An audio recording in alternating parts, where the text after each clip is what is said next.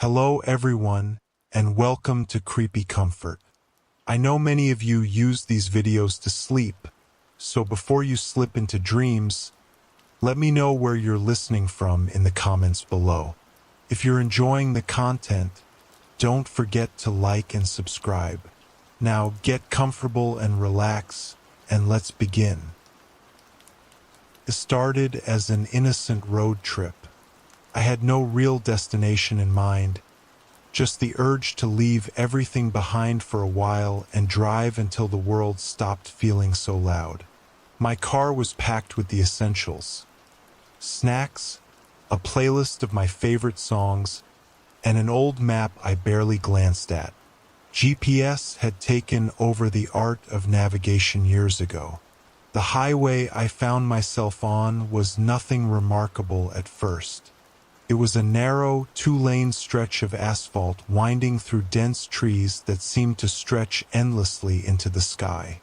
The sun was setting, casting the road in hues of orange and purple, but as the light faded, so did the warmth. That's when I noticed it.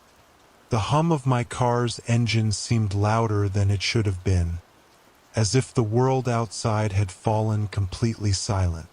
No chirping crickets, no rustling leaves, just the sound of my tires rolling over cracked pavement and the faint whisper of the wind. Then, out of nowhere, my GPS stuttered. Recalculating, I glanced down at the screen. The map was gone, replaced with a blank grid. Before I could react, the signal cut out entirely. A sinking feeling settled in my stomach. The highway stretched on, and the trees grew closer, their branches twisting like skeletal hands reaching for the sky. I hadn't seen another car for miles, and there were no signs to tell me where I was, or how far I'd come. That's when the whispers began. At first, I thought it was static from the radio, but when I turned it off, the sound didn't go away. It was faint, barely audible, like someone murmuring just out of earshot. My eyes darted to the rearview mirror, half expecting to see a shadow in the back seat. But the car was empty. I pressed on the gas, heart pounding. The road seemed to narrow, and the headlights barely penetrated the darkness ahead. My hands gripped the wheel tighter as the whispers grew louder. They were indistinct at first, just an eerie jumble of sounds, but soon I could make out fragments of words. Turn back. Not safe. You shouldn't be here. My breathing quickened. I rolled down the window, hoping the fresh air would help, but it only made things worse. The whispers poured in, swirling around me, as if the trees themselves were speaking. Up ahead, I spotted something, an old wooden sign leaning precariously to one side. I slowed the car to a crawl, the headlights revealing faded letters carved into the wood. Old Highway 13. The whispers seemed to hiss at the words, louder now, more insistent. A cold chill ran down my spine, but I kept driving. I didn't have much of a choice. A few minutes later, I saw the first sign of life. A gas station, its neon sign flickering weakly. It sat on the edge of the road, shrouded in shadow. Relief washed over me as I pulled in, the gravel crunching beneath my tires. The place looked abandoned, but the lights inside were on. I stepped out of the car, the air biting cold against my skin, and pushed open the door. A small bell chimed overhead. The interior was dimly lit, the shelves lined with dusty cans and faded boxes. Behind the counter stood a man, tall and gaunt, with sunken eyes that seemed too wide for his face. Lost, he asked, his voice raspy. Yeah, I admitted, forcing a smile. GPS isn't working, and I don't know where this highway leads. He didn't answer right away. Instead, he stared at me, his gaze unnerving. Finally, he said, "You shouldn't be here." The whispers returned, faint but unmistakable, seeming to rise from the very floor beneath my feet. "What do you mean?" I asked, trying to keep my voice steady. He leaned forward, his expression grim. "This road, it doesn't lead anywhere good. If you're smart, you'll turn around and go back the way you came." I wanted to laugh, to brush it off as some local superstition, but the look in his eyes stopped me. Before I could respond, the lights flickered. The man glanced up at the ceiling, his face pale. "You need to leave. Now." The whispers grew louder, more insistent. I backed away, nodding. "Yeah, okay. Thanks." I turned and hurried out, my footsteps echoing in the stillness. But when I stepped outside, the gas station was gone. I froze, my breath caught in my throat. The gravel lot, the neon sign, the building, it had all vanished. All that remained was the highway, stretching endlessly into the darkness. The whispers surrounded me now, a cacophony of voices that made my head throb. "Keep going. Don't stop." Almost there, I stumbled back to my car, slammed the door shut, and floored the gas pedal. The tires screeched as I sped down the road, the trees blurring into a dark, shapeless mass. The whispers followed me, growing louder with every mile. My hands trembled on the wheel as the road seemed to twist and shift beneath me. And then, just as suddenly as it began, it stopped. The whispers fell silent. The road straightened, the trees receded, and ahead of me, I saw the faint glow of city lights. I pulled into a rest stop, my body shaking. The car's engine sputtered and died as I leaned back in the seat, trying to catch my breath. I thought I was safe, but as I reached for my phone, I saw something in the rearview mirror, a shadow sitting in the back seat. And then the whispers returned. Story 2. The letter arrived on a rainy Tuesday morning, nestled among the usual bills and advertisements. Its envelope was plain and unmarked, the paper thick and yellowed with age. My name was scrawled across the front in a hurried, spidery script, but there was no return address.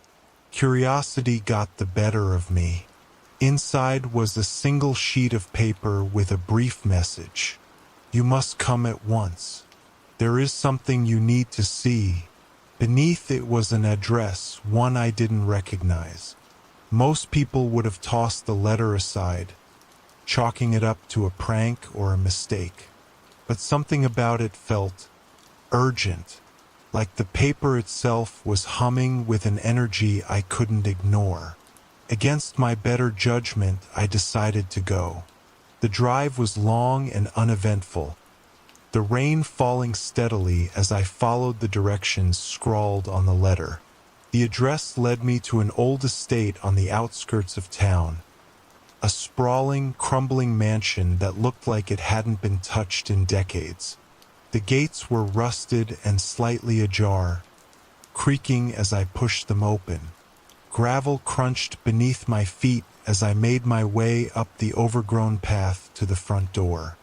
It swung open before I could knock. The air inside was cold and stale, carrying the faint scent of mildew and something else, something metallic. "Hello!" I called out, my voice echoing through the empty halls. No response. The interior of the house was as neglected as the exterior. Wallpaper peeled from the walls, and the floorboards groaned beneath my weight. A grand staircase loomed ahead, its banister draped in cobwebs. But it was the door at the end of the hallway that caught my attention. It was small, almost hidden, tucked away behind a dusty curtain. Something about it felt wrong. The edges of the frame seemed to shimmer, as if the door itself were vibrating ever so slightly. I approached cautiously, my heart pounding in my chest. The handle was ice cold under my fingers, but it turned easily. The room beyond was nothing like the rest of the house. It was pristine, untouched by time or decay.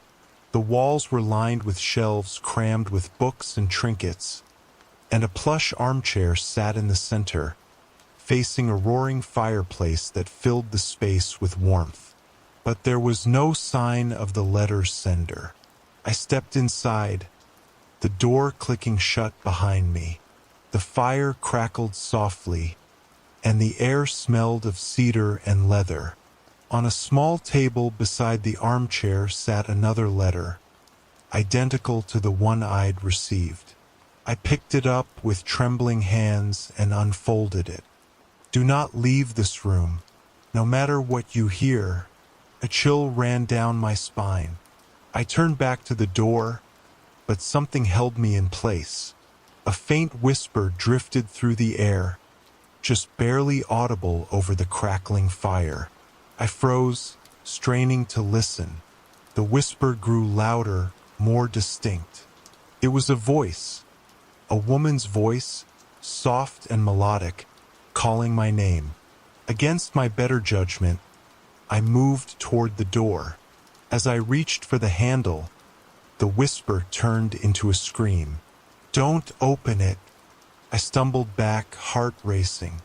The scream had come from inside the room, but I was alone, or so I thought.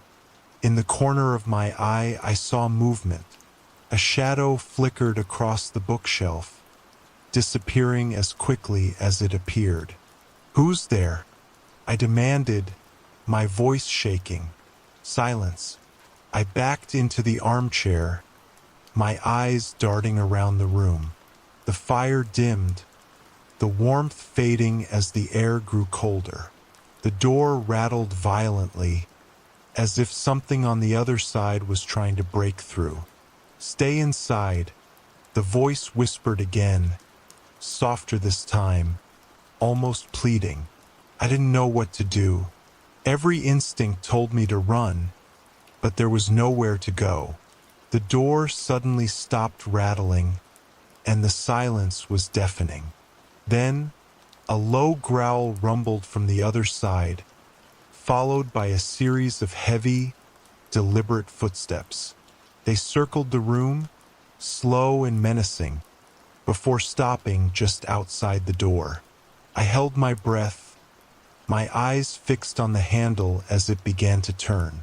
"Do not leave," the voice pleaded again, more urgent now. The door creaked open just a crack. I couldn't see what was on the other side, but I felt it. Presence. It was ancient and malevolent, its energy pressing against me like a physical weight. The fire roared back to life, the flames casting shadows that danced wildly across the walls. The whispers filled the room again, overlapping and growing louder until they were almost deafening. And then, silence. The door was closed. I didn't move for what felt like hours, too afraid to even breathe. When I finally found the courage to look around, the room was empty again. The fire had gone out, and the warmth was gone. But on the table where the second letter had been, there was a new one. I picked it up with trembling hands and unfolded it. "It knows you're here. It won't let you leave." Story 3. It began with the whistle, a faint, mournful sound that drifted through the air late at night, long after the last train had left the station. At first, I thought I was imagining it, but then the rumors started. People in town spoke of an old train, one that hadn't run in decades. They said it appeared on foggy nights, its whistle piercing the quiet like a ghostly wail. Those who saw it were never the same. Some disappeared. Others returned, but they weren't quite themselves. I didn't believe any of it. Not until the night I heard the whistle again. I was walking home from a late shift at the diner, the streets empty and shrouded in mist. The air was thick and heavy, muffling my footsteps as I passed the abandoned train yard. That's when I saw it. The tracks that had been rusted and overgrown with weeds were now gleaming, polished as if they'd been freshly laid. The mist swirled and parted, revealing the outline of a train in the distance. It was massive, its black iron frame glinting in the pale moonlight. The engine billowed smoke that mingled with the fog, and its windows glowed with an eerie yellow light. It wasn't moving, just sitting there, silent and imposing. I should have walked away. Every instinct screamed at me to turn around and never look back. But something drew me closer. As I approached, the air grew colder, the mist clinging to my skin like icy fingers. The whistle sounded again, louder this time, and I felt it vibrate through my chest. The door to one of the cars slid open with a metallic groan, revealing a dark, empty interior. "Hello!" I called out, my voice shaky. No response. I don't know why I stepped inside. Maybe it was curiosity. Maybe it was the pull of something I couldn't understand. The interior of the car was unlike anything I'd ever seen. The seats were lined with velvet, and the walls were covered in ornate carvings that seemed to shift and writhe when I looked at them too long. But it was the passengers that made my blood run cold. They were there, sitting perfectly still, their faces turned toward the windows. But they weren't alive. Their skin was pale and waxy, their eyes wide open and unseeing. Each one was dressed in clothing that didn't belong to any era I recognized. Some wore old-fashioned suits and dresses. Others were wrapped in tattered, moth-eaten cloaks. And all of them were smiling. A low hum filled the air, a sound that seemed to come from the walls themselves. It grew louder as I moved through the car, my footsteps echoing in the eerie stillness.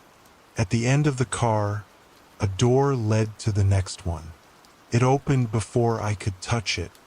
The second car was identical to the first, down to the passengers and their haunting smiles. But this time, one of them turned to look at me. I froze, my heart pounding in my chest. Their eyes were black pits, empty and endless. They opened their mouth, but no sound came out, just a faint, choking wheeze. The hum grew louder, turning into a low, guttural growl. I ran. The train seemed to stretch endlessly, car after car filled with the same waxen passengers and shifting carvings. The growl followed me, growing closer with every step. When I finally reached the engine, I found the conductor. He was tall and gaunt, his face obscured by the brim of his hat. His uniform was pristine, but his hands were skeletal, the bones clicking together as he gripped the controls. "You shouldn't be here," he said, his voice a low rasp. I got lost," I stammered, though I wasn't sure if that was true.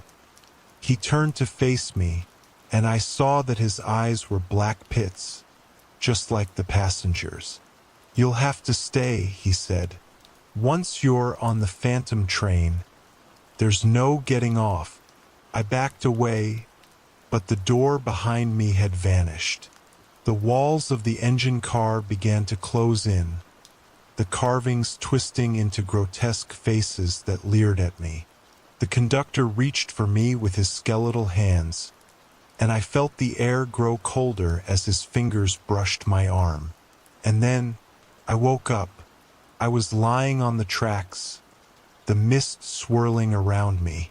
The train was gone, and the tracks were rusted and overgrown once more. But something was different. In my hand was a ticket, its edges burnt and charred. The words "Phantom Train" were scrawled across it in a jagged, hurried script, and in the distance, I heard the whistle again. Story 4. It started with the tapping, a soft, irregular sound coming from above my bedroom. At first, I chalked it up to the old house settling. The place had been in my family for generations, and it creaked and groaned with the weight of its years. But then the tapping grew louder. It was always at night, just as I was drifting off to sleep. A faint but deliberate rhythm, like someone tapping their nails against the wooden floorboards of the attic. I told myself it was nothing. Maybe a raccoon or a squirrel had found its way in. But deep down, I knew better. The attic had always given me an uneasy feeling. My grandmother used to say it was the heart of the house, a place where memories lingered and time stood still. I hadn't been up there in years. Not since I was a kid, but the tapping wouldn't stop. One night, I decided to investigate. Armed with a flashlight and a broom, I climbed the narrow staircase that led to the attic. The air grew colder with each step, and a faint, musty smell filled my nose. The door at the top of the stairs was old and warped, its surface marked with scratches that hadn't been there before. Taking a deep breath, I pushed it open. The attic was just as I remembered, dark, cluttered, and full of forgotten relics from my family's past. Old trunks, dusty furniture, and stacks of yellowed newspapers filled the space, their shapes casting eerie shadows in the beam of my flashlight. "Hello," I called out, my voice barely more than a whisper. The tapping stopped. For a moment, there was only silence, and then a soft creak. It came from the far corner of the attic, where an old rocking chair sat facing the wall. The chair moved slightly, its wooden frame groaning as if someone had just risen from it. My heart raced as I stepped closer, the floorboards protesting under my weight. The flashlight flickered, casting brief, jagged shadows that made the attic feel alive. When I reached the chair, it was empty, but there was something on the floor, a small wooden figurine carved in the shape of a man. Its features were crude, but its eyes were wide and staring, almost lifelike. I picked it up, turning it over in my hands. The wood was smooth and cold, and a faint whisper seemed to rise from it, too quiet to make out. That's when I felt it. Presence. The air behind me shifted, heavy and oppressive, like someone was standing there, watching. I spun around, but there was no one there. The tapping started again, louder this time, coming from the floor beneath my feet. I dropped the figurine and ran, slamming the attic door behind me. But the tapping didn't stop. Over the next few days, it grew worse. It wasn't just at night anymore. It followed me through the house, always just out of sight. And then the whispers began. They were faint at first, like a breeze moving through the rafters. But soon, they grew louder, forming words that chilled me to the bone. "Come back," they said. "We've been waiting." I couldn't take it anymore. Determined to end whatever was happening, I decided to return to the attic. This time, I brought a crowbar and a bag of salt, anything I thought might help. When I opened the attic door, the rocking chair was facing me, and sitting in it was the wooden figurine, its lifeless eyes staring straight ahead. But it wasn't alone. Dozens of figurines lined the walls of the attic, their crude features twisted into expressions of fear and despair. And in the shadows, something moved. A figure stepped forward, its form impossibly tall and gaunt. Its eyes glowed faintly in the dark, and its limbs moved with an unnatural, jerking motion. "You shouldn't have come back," it rasped, its voice like dry leaves scraping against stone. I couldn't move, couldn't breathe. The figure reached out a bony hand, its fingers impossibly long. It touched the side of my face, and a wave of cold washed over me, freezing me in place. "You belong to us now," it whispered. The last thing I saw before everything went black was the figurine in the rocking chair, its wooden mouth twisted into a cruel smile. When I woke up, I was in my bed. The attic door was gone, replaced by a smooth wall. But at the foot of my bed was a wooden figurine. It looked just like me. Story 5. I moved into the house on a whim. It was old, sure, but charming in its way. A fixer-upper with creaky floors and ivy climbing its stone facade. The kind of place you'd see in an old photograph, weathered but full of character. It wasn't until I started unpacking that I noticed something odd. The layout of the house didn't make sense. From the outside, it had a clear structure, but inside, there was an inconsistency.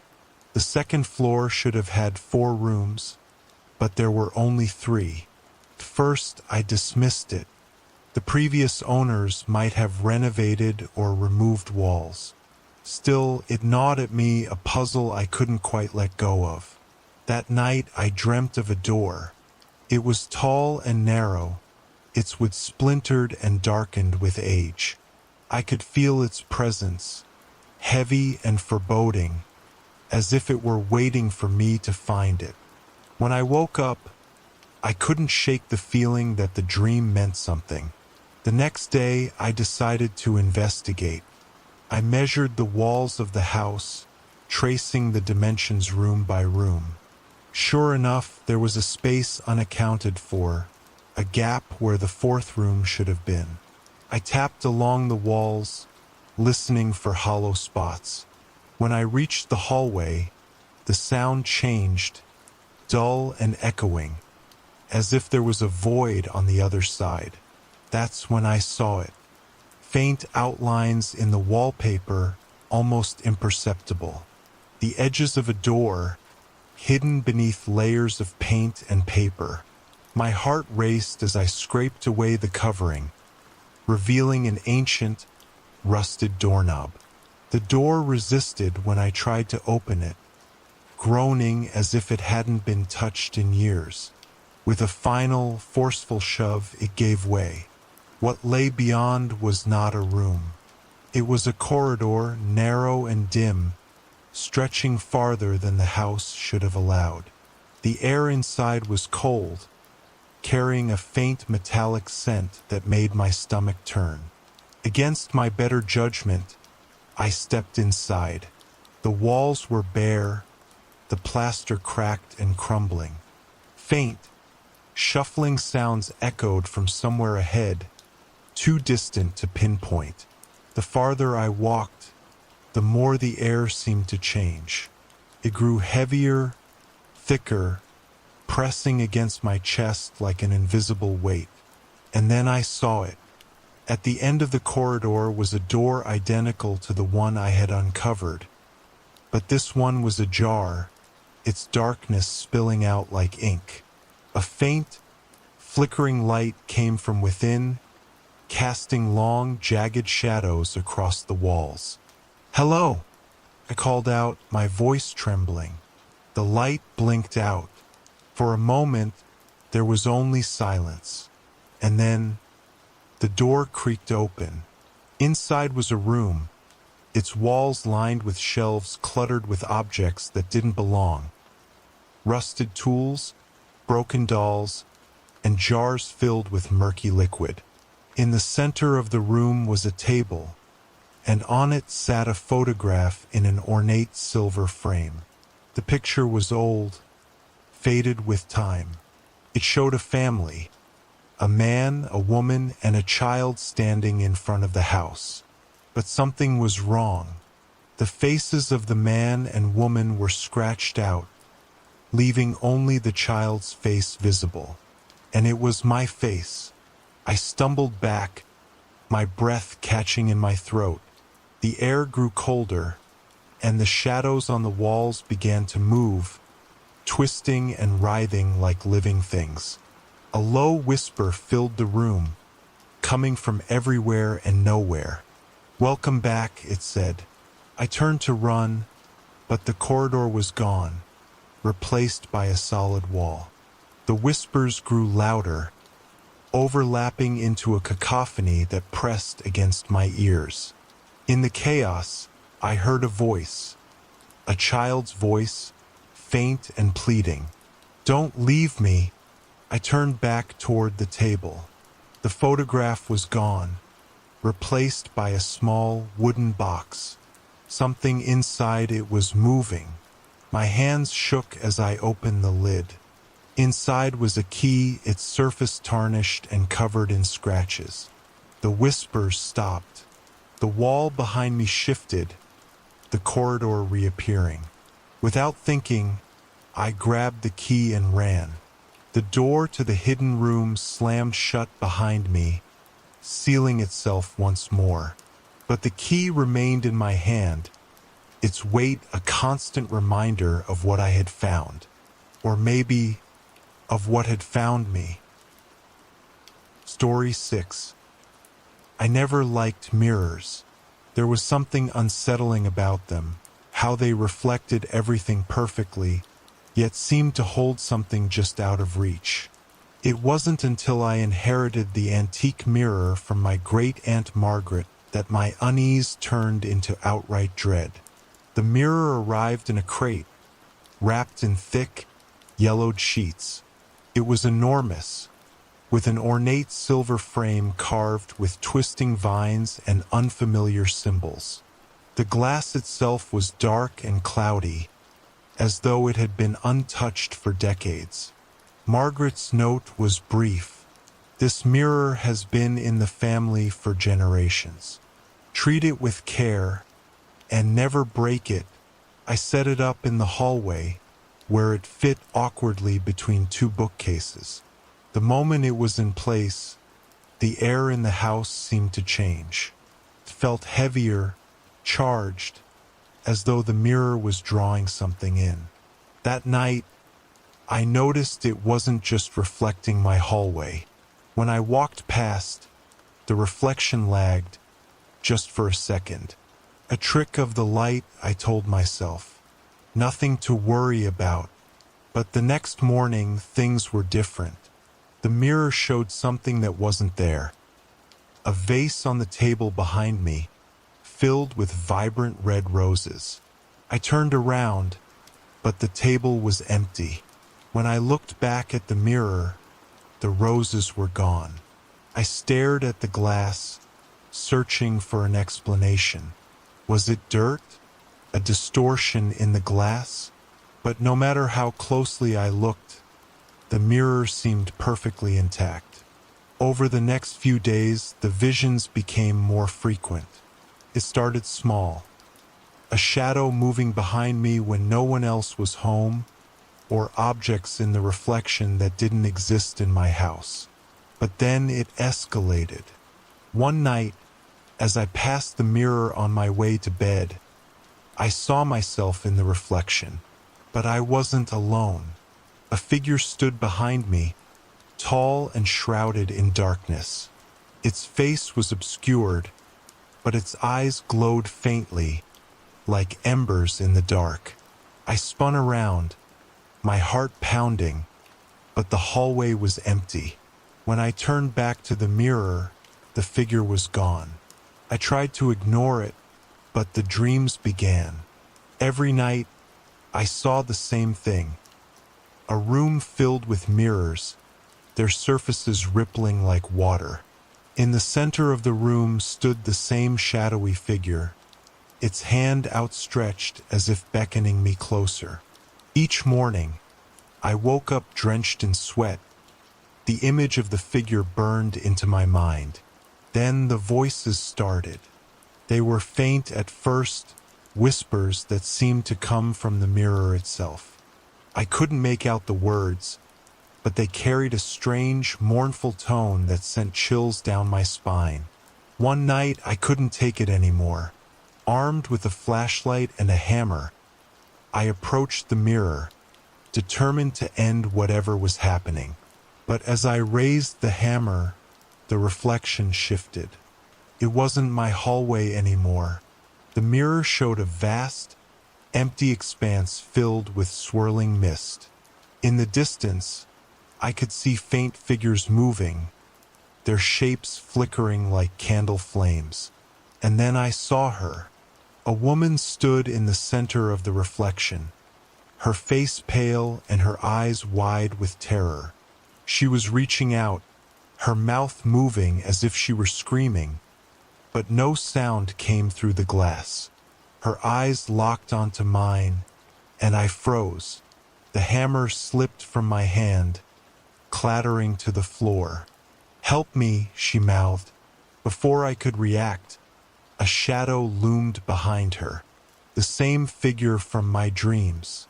It reached for her, its movements slow and deliberate. She tried to pull away, but the shadow wrapped around her, dragging her into the mist. The glass rippled, and the reflection returned to normal. I staggered back, my mind racing.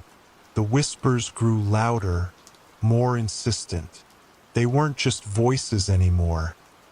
They were screams, desperate and full of anguish. And then, just as suddenly as they started, they stopped. The mirror's surface cracked, a thin line splintering across the glass. But Margaret's warning echoed in my mind. Never break it. I covered the mirror with a sheet, but it didn't help. The dreams, the whispers, they continued, relentless and unyielding. And every time I passed the mirror, I could feel it watching. Not my reflection, something else, waiting. Story 7. Started as a dare. "Bet you won't make it to Widow's Crossing," Alex said, his grin wide and taunting as we all sat around the campfire. I laughed, trying to mask the flicker of fear that crawled up my spine. Widow's Crossing was notorious, a stretch of forgotten marshland veiled in thick, impenetrable fog. The stories said anyone who ventured there at night returned. Different, if they returned at all. "I'll do it," I said, my voice steadier than I felt. The others cheered, but as the firelight flickered on their faces, I saw something else, relief. None of them wanted to be the one to take the dare. Armed with a flashlight and a borrowed lantern, I set off down the narrow dirt path that led to the crossing. The air grew colder as I walked, the shadows deepening as the trees closed in around me. By the time I reached the marsh, the fog had thickened, swirling around my ankles like living smoke. The crossing was barely visible, a rickety wooden bridge stretching over black, stagnant water. The lantern's glow cut through the fog, casting long, wavering shadows on the ground. I hesitated at the edge of the bridge. "Just get to the other side," I whispered to myself. "That's all you have to do." The boards creaked under my weight as I stepped onto the bridge, each sound echoing like a gunshot in the silence. The water below seemed to ripple, though there was no wind, no movement to disturb its surface. Halfway across, the lantern flickered. "Come on, not now," I muttered, shaking it gently. The light steadied for a moment, then dimmed again, casting strange shapes in the fog around me. That's when I saw it. A figure, barely more than a silhouette, standing at the far end of the bridge. "Hello!" I called out, my voice trembling. The figure didn't move. I took another step, the lantern swinging at my side. The figure became clearer, a woman, her dress tattered and her hair hanging in damp, stringy strands. Her face was hidden in shadow, but her presence was undeniable. "Are you okay?" I asked, my steps slowing. She raised her hand, pointing toward me. The fog thickened, swirling in agitated spirals. The water beneath the bridge began to churn, the ripples growing into small, dark waves. The lantern's light flickered again, and for a brief moment, her face was illuminated. Her eyes were hollow. Empty sockets stared back at me, and her mouth twisted into a soundless scream. I stumbled back, nearly dropping the lantern. The fog surged forward, enveloping the bridge, and the air grew icy. "Leave," a voice whispered, low and guttural, echoing from every direction. I turned and ran, the boards of the bridge groaning beneath my frantic steps. The lantern's light barely cut through the fog, but I didn't dare look back. When I reached solid ground, the whispers followed me, growing louder with each step.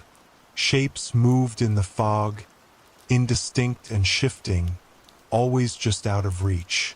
By the time I reached the edge of the marsh, the lantern's flame sputtered out completely. I dropped it and kept running, the chill in the air sinking into my bones. When I finally stumbled into the campsite, the others were waiting, their faces pale and their eyes wide. You made it back?" Alex stammered. I nodded, collapsing by the fire.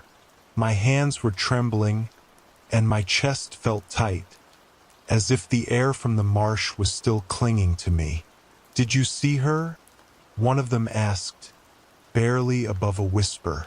I didn't answer, but as I sat there, trying to steady my breathing, I noticed something. The fog hadn't stayed at the crossing.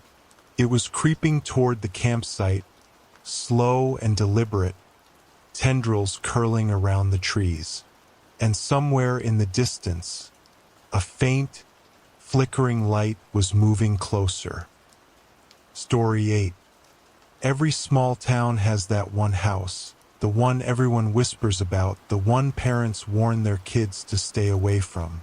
In my hometown, that house was on Hollow Road. It had been abandoned for as long as I could remember, its windows broken, its walls covered in peeling paint. Stories of strange noises and eerie lights coming from the house circulated for decades, but no one ever stayed long enough to confirm them. When my friends dared me to spend the night there, I laughed it off. "Come on, it's just an old house," I said, hiding my unease. What's the worst that could happen?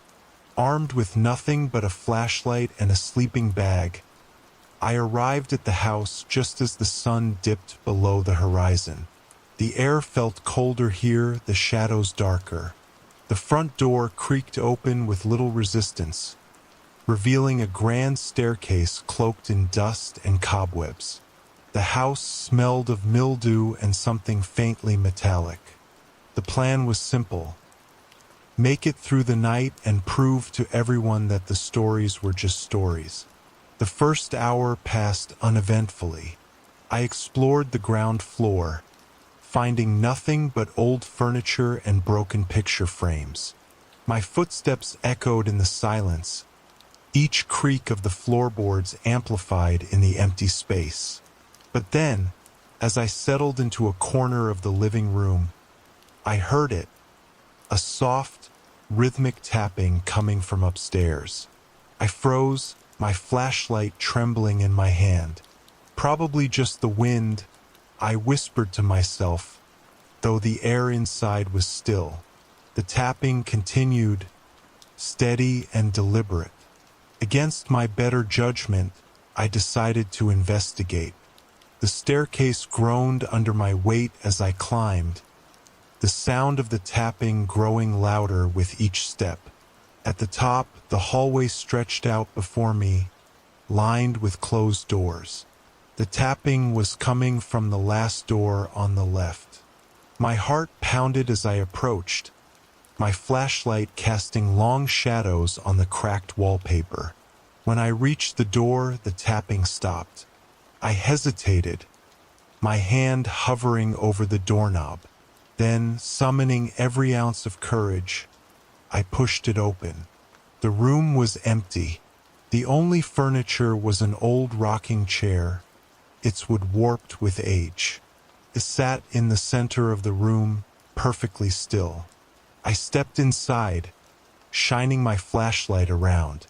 The walls were bare, and the floor was coated in a thick layer of dust.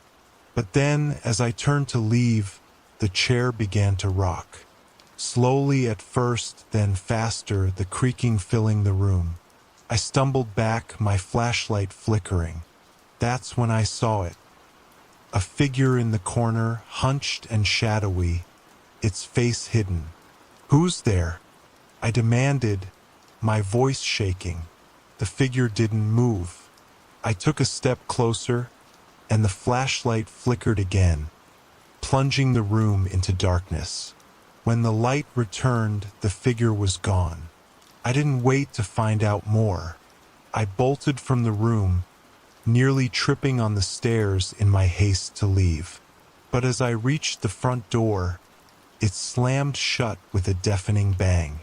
I pulled at the handle, but it wouldn't budge. Behind me, I heard the creak of the rocking chair again, followed by faint, disjointed whispers. Desperation took over as I slammed my shoulder against the door. Finally, it gave way, and I stumbled out into the night. The cold air was a relief, but as I looked back at the house, I saw something that chilled me to my core. In the upstairs window, the rocking chair was still moving, and behind it, the shadowy figure stood, watching me. I never went back to the house on Hollow Road, but sometimes, late at night, I hear tapping at my bedroom window. Story 9. I don't remember exactly when I first heard the music. It started as a faint, haunting melody, so quiet that I dismissed it at first, thinking it was just the wind, or maybe a trick of my imagination. But as the days went on, the music grew louder, more distinct, and far too deliberate to ignore.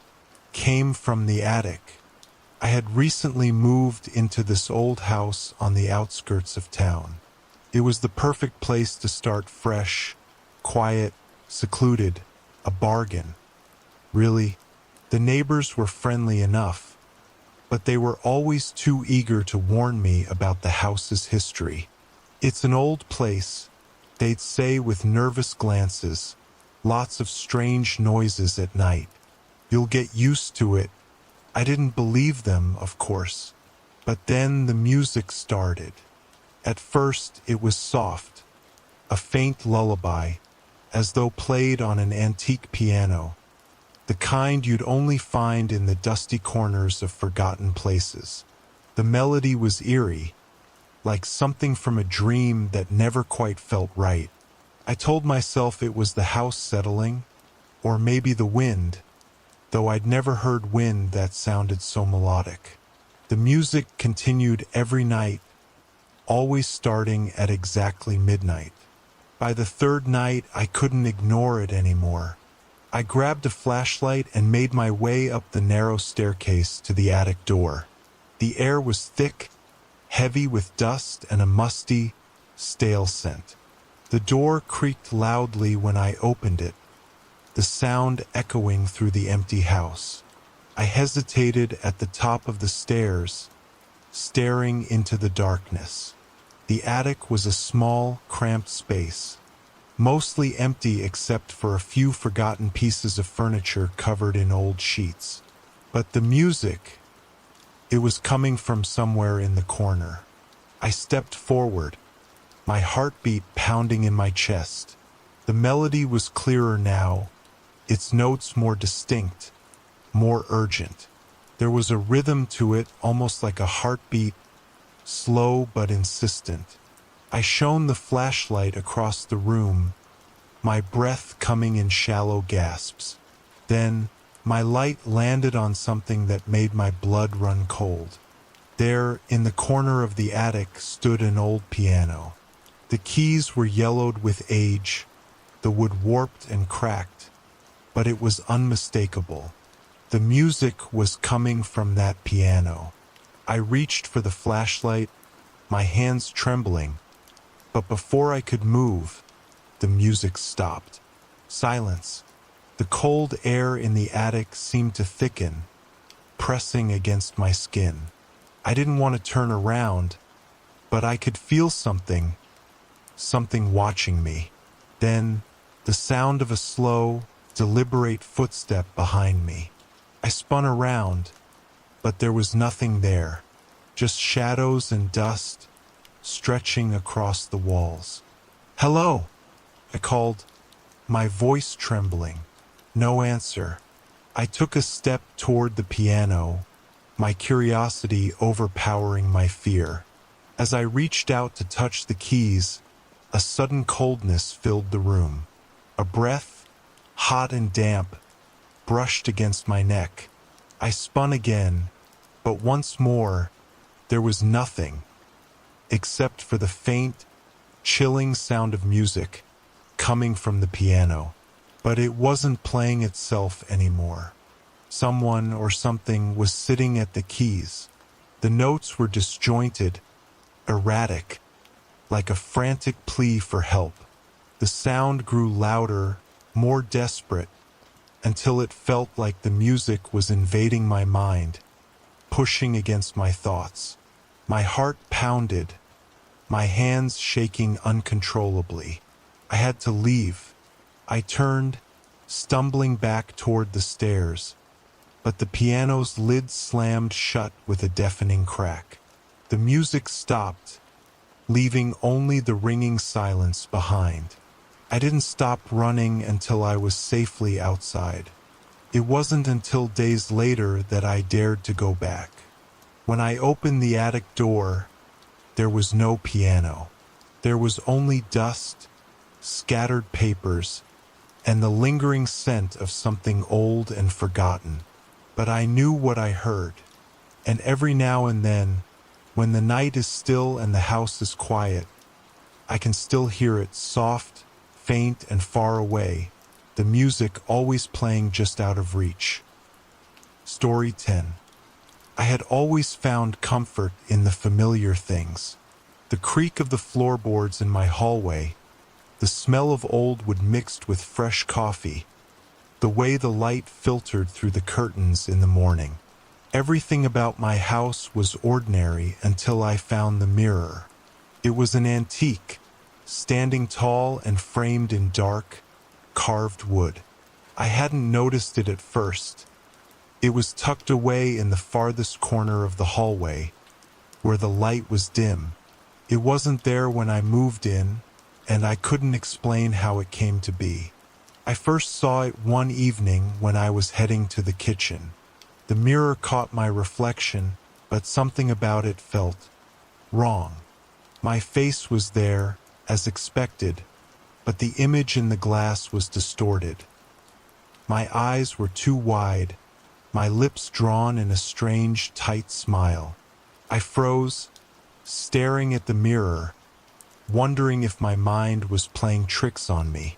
I walked closer, and my reflection did the same, but its smile only widened, its eyes darkening, as if mocking me. I jerked back, and for a moment, it seemed like the reflection stayed behind. I thought it was just a trick of the light, until I noticed the second time. That night, as I passed the mirror on my way to bed, I glanced at my reflection. It was there again, but this time my reflection was not mirroring my actions. It moved on its own. The figure in the glass reached up, slowly, deliberately, and placed a hand against the glass. I did the same in response, but it wasn't the same. The hand in the mirror was colder, almost lifeless, like it wasn't a part of me at all. I pulled my hand back quickly, my heart racing. I tried to ignore it. I didn't want to believe what I was seeing. But every night, the reflection became more unsettling. It wasn't just a mirror anymore. It was as if it held something that wanted to get out. It got worse. One night, I woke up in the middle of the night to a soft whisper, barely audible. It was coming from the hallway, near the mirror. I sat up, heart pounding, trying to shake off the sleep. The whisper grew louder, more insistent. It was calling my name. I crept into the hallway, every step feeling heavier than the last. As I approached the mirror, I could see it. My reflection was standing perfectly still, but its eyes were locked on me. Its mouth stretched into a grin that wasn't mine. I reached out to touch the mirror, and as my fingers brushed the surface, the glass felt warm, too warm. Suddenly, the reflection in the mirror reached out again, but this time, it wasn't just mimicking my movements. It was pulling at the glass, as if trying to break through. I yanked my hand back, but the reflection didn't stop. It was getting closer. The edges of its face pressed against the glass, the grin stretching wider and wider, until I couldn't see my own reflection anymore. Just the face of the thing, its hollow eyes staring at me. I screamed. The glass shattered. But when I opened my eyes again, everything was still, the mirror whole and untouched, standing innocently in its corner. But something had changed. From that night on, I couldn't escape it. Every time I passed the hallway, I could see the reflection, watching me from the corner of my eye. And when I looked into the mirror, it was no longer my face staring back. It was the thing's. Story 11. I never believed in curses, at least not until that night. The old shopkeeper had warned me, his voice low, almost too quiet to hear. "You don't want that one," he said, nodding toward a small, waxen candle sitting on the counter. "It's not for the faint of heart." I laughed it off, brushing aside his words. I had been in the antique shop, a dusty little place nestled in the corner of an alley, looking for something unusual, something that would make my apartment feel a little more lived in. And there it was, a candle unlike any I had ever seen before. It was black, but not the typical black wax you'd find in most stores. This one was matte, almost as if it absorbed the light around it. The wick was thin, and the scent was faint, almost like smoke. The shopkeeper's eyes were full of worry as he placed it in front of me. "They say it's cursed," he added. "Once you light it, it doesn't just burn. It draws something in." I was intrigued, but also skeptical. "It's just a candle," I said with a smile, dismissing his warnings as nothing more than superstition. I bought it. That night, I sat in my living room, the room dimly lit by the glow of a few scattered candles, trying to relax after a long day. I placed the black candle in the center of the table, its wick still unlit. For some reason, my fingers trembled as I reached for a lighter. I flicked the flame and held it to the wick. First, nothing happened. The wick just sat there, unresponsive. I frowned and tried again, this time holding the flame to the candle longer. Then it sparked. A sudden gust of cold air rushed through the room, and the candle lit. The flame was smaller than I expected, flickering weakly, as if fighting against something. Cast strange, dancing shadows across the walls. But what happened next made my blood run cold. The shadows didn't move like they should. They didn't sway or shift. They stretched unnaturally, twisting and curling on the walls. And in the center of the room, a shadow took form, creeping slowly along the floor. At first, I thought it was just my eyes playing tricks on me. But no, it was real. A figure, dark and formless, seemed to emerge from the shadows themselves, slowly taking shape in the candlelight. It wasn't human, but it wasn't entirely monstrous either. It was like a shadow of a shadow, something that shouldn't exist but did. I froze, my heart racing. I tried to reach for the candle to snuff it out, but my body wouldn't move. It was as if the figure's presence held me in place. The shadow crept closer, its edges rippling like smoke. Then it stopped just in front of me. I could feel it as if it were breathing, though there was no sound. It reached out, its form stretching toward me like a hand made of darkness. I wanted to scream, to run, but I couldn't move, couldn't even blink. Then a whisper came from the darkness, soft, like a breath, but so cold it sent chills down my spine. "You lit the candle." The words weren't spoken aloud, but somehow I heard them inside my mind. The figure's hand hovered over my face, and I felt the temperature in the room drop even further, as if the very air around me was being drained away. And just as quickly as it had come, the shadow receded, vanishing into the walls. The candle flickered once, then extinguished, leaving me in darkness. I didn't wait to see if it would return. I bolted from the room, locking the door behind me. But even as I hid in my bedroom, I could feel its presence, watching me from the other side of the door. For days, the shadows never left. No matter how many lights I turned on, no matter how many candles I burned, the darkness clung to the corners of the room, always just out of sight, but never gone. And every time I looked at the spot where the candle had been, I could swear I saw its faint, black silhouette lingering, waiting for me to light it again. I never did. Story 12. I've always hated late-night train rides. The quiet is too deep, the shadows too long, and the sense of being trapped in a metal box moving through an endless night never fails to make my skin crawl. But this last train was different. I had missed the last bus home, and the rain was coming down in sheets, making the streets glisten with an eerie, wet sheen. So I decided to take the train even though I knew it wasn't the best idea. It was after midnight, and the train station was practically empty. The lights buzzed overhead, casting a sickly yellow glow over the benches and platform. I could hear the distant rumble of the train approaching, and as it pulled into the station, the sound seemed to grow louder, as though something was pulling it toward us from the darkness. The doors opened with a hiss, and I stepped inside.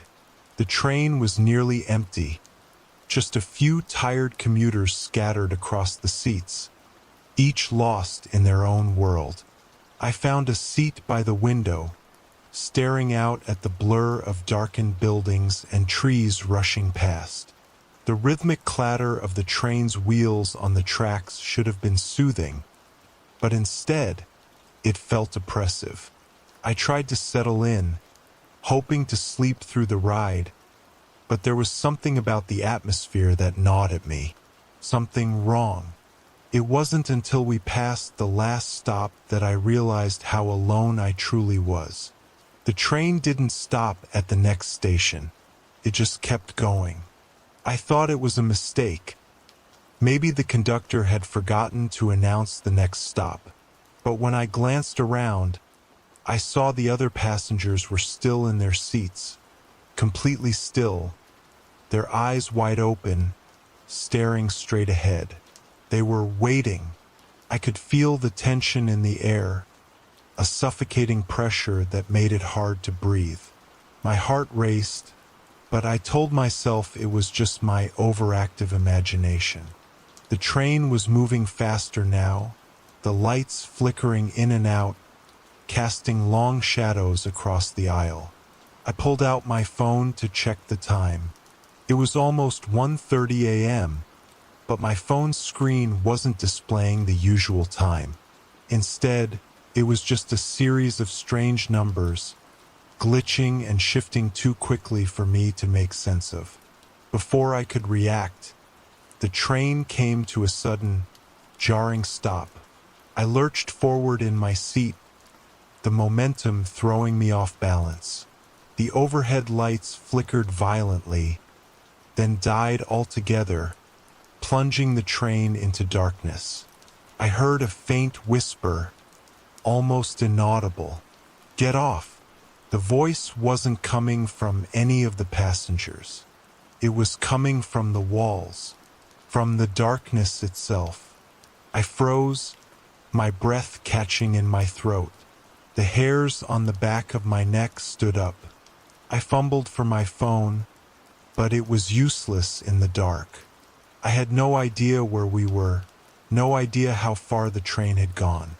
Suddenly, a figure appeared in the aisle, its face obscured by the dim glow of the emergency lights. It moved toward me, slow and deliberate. I couldn't see its features, but I felt the coldness radiating from it, a presence that was almost too real, too tangible.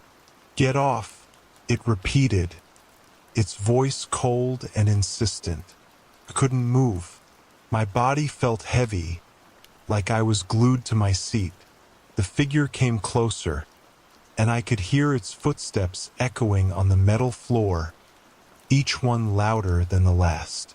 The whispering grew stronger, surrounding me, pressing in from all sides. With a jolt, the train lurched forward again, and the lights came back on, brighter than before. I blinked, disoriented. The figure was gone. The train was moving normally again, but the passengers around me had changed. Their eyes were no longer blank and unblinking. They were staring at me, watching me with an intensity that sent a chill down my spine. I needed to get off. I didn't care where we were anymore. I couldn't stay here, couldn't be in this train any longer. My body seemed to move on its own, as though it had been waiting for the right moment. I stood up, rushing toward the doors. They didn't open. I slammed my palms against the glass, but no matter how hard I pushed, they wouldn't budge. I turned to the other passengers, desperate for help, but they were all still, their eyes fixed on me with that same hollow, haunting stare. The train didn't stop at the next station. It didn't stop at all. And then I heard the whisper again, "Get off." But this time it wasn't from the darkness. It was from behind me, close enough to feel the chill on the back of my neck. I didn't turn around. The train kept moving, and I kept waiting, wondering if I would ever make it to a stop again. Story 13. There are places that seem perfectly ordinary, until you step into them and something inside you knows, deep down, that they're anything but. I had been living in my new apartment for a week when I noticed the door. It was at the end of the hallway, right next to the bathroom. At first, I thought nothing of it. It was just another door like all the others. But there was something about it that didn't quite fit with the rest of the apartment. The door was old, weathered, with peeling paint and brass handles that looked as though they had been polished more than once. It stood slightly ajar, just enough for me to see the faint outline of what seemed like a small room beyond it. I hadn't noticed it before, not once in the week I'd been here. The apartment was small, with only a few rooms, living room, kitchen, bathroom, and the 2 bedrooms. But this door, it wasn't on the layout, and there was no mention of it when I'd signed the lease. That night, I couldn't stop thinking about it. I had tried to tell myself it was just an old closet, a forgotten space that had no real purpose. But I kept wondering, why had I never noticed it before? I stood in front of the door, my hand hovering over the handle. My heart was pounding, and the room around me felt unnaturally quiet. I took a deep breath and twisted the knob. The door creaked open with a sound that seemed louder than it should have been, and I stepped inside. The room was small, so small that it was almost impossible to imagine how it could have existed in the first place. The walls were covered in faded wallpaper, the patterns long lost to time. There was no window, no light source, just a single chair sitting in the center of the room. It was an antique, made of dark wood, with a cushion that looked uncomfortable and worn. I walked further in, my footsteps muffled by the thick carpet beneath my feet. The air was thick with dust, and as I breathed in, the smell of old wood and something else, something faintly metallic, like rust, filled my nose. Then I noticed something strange. The walls were covered in scratches. At first, I thought it was just damage from years of neglect, but as I moved closer, I realized the scratches weren't random. They were deliberate, lines carved into the wood, like something or someone had clawed at the walls in desperation. I shivered and took a step back. That's when I saw it. In the far corner of the room, tucked behind a pile of old furniture, was a small, dark shape. I couldn't make out what it was at first, but as I stepped closer, I could see it more clearly. It was a mirror, framed in tarnished silver, its surface covered in a thick layer of dust. I hesitated for only a moment before I reached out and wiped the dust away. The glass was old, almost too old, and it gleamed faintly in the dim light. When I looked into the mirror, my reflection wasn't mine. The face staring back at me was pale, gaunt, with hollow eyes that seemed to follow my every movement. My own face was absent, replaced by something dark and wrong. My heart skipped a beat as I stepped back, the room suddenly feeling smaller, more oppressive. But it wasn't just the reflection that disturbed me. It was the feeling that something was behind me.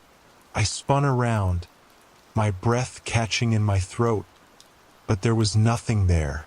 Just the emptiness of the room, the dust-covered chair, the strange silence. I turned back to the mirror. This time, the reflection wasn't still. It moved, just slightly, like it was trying to step out of the frame.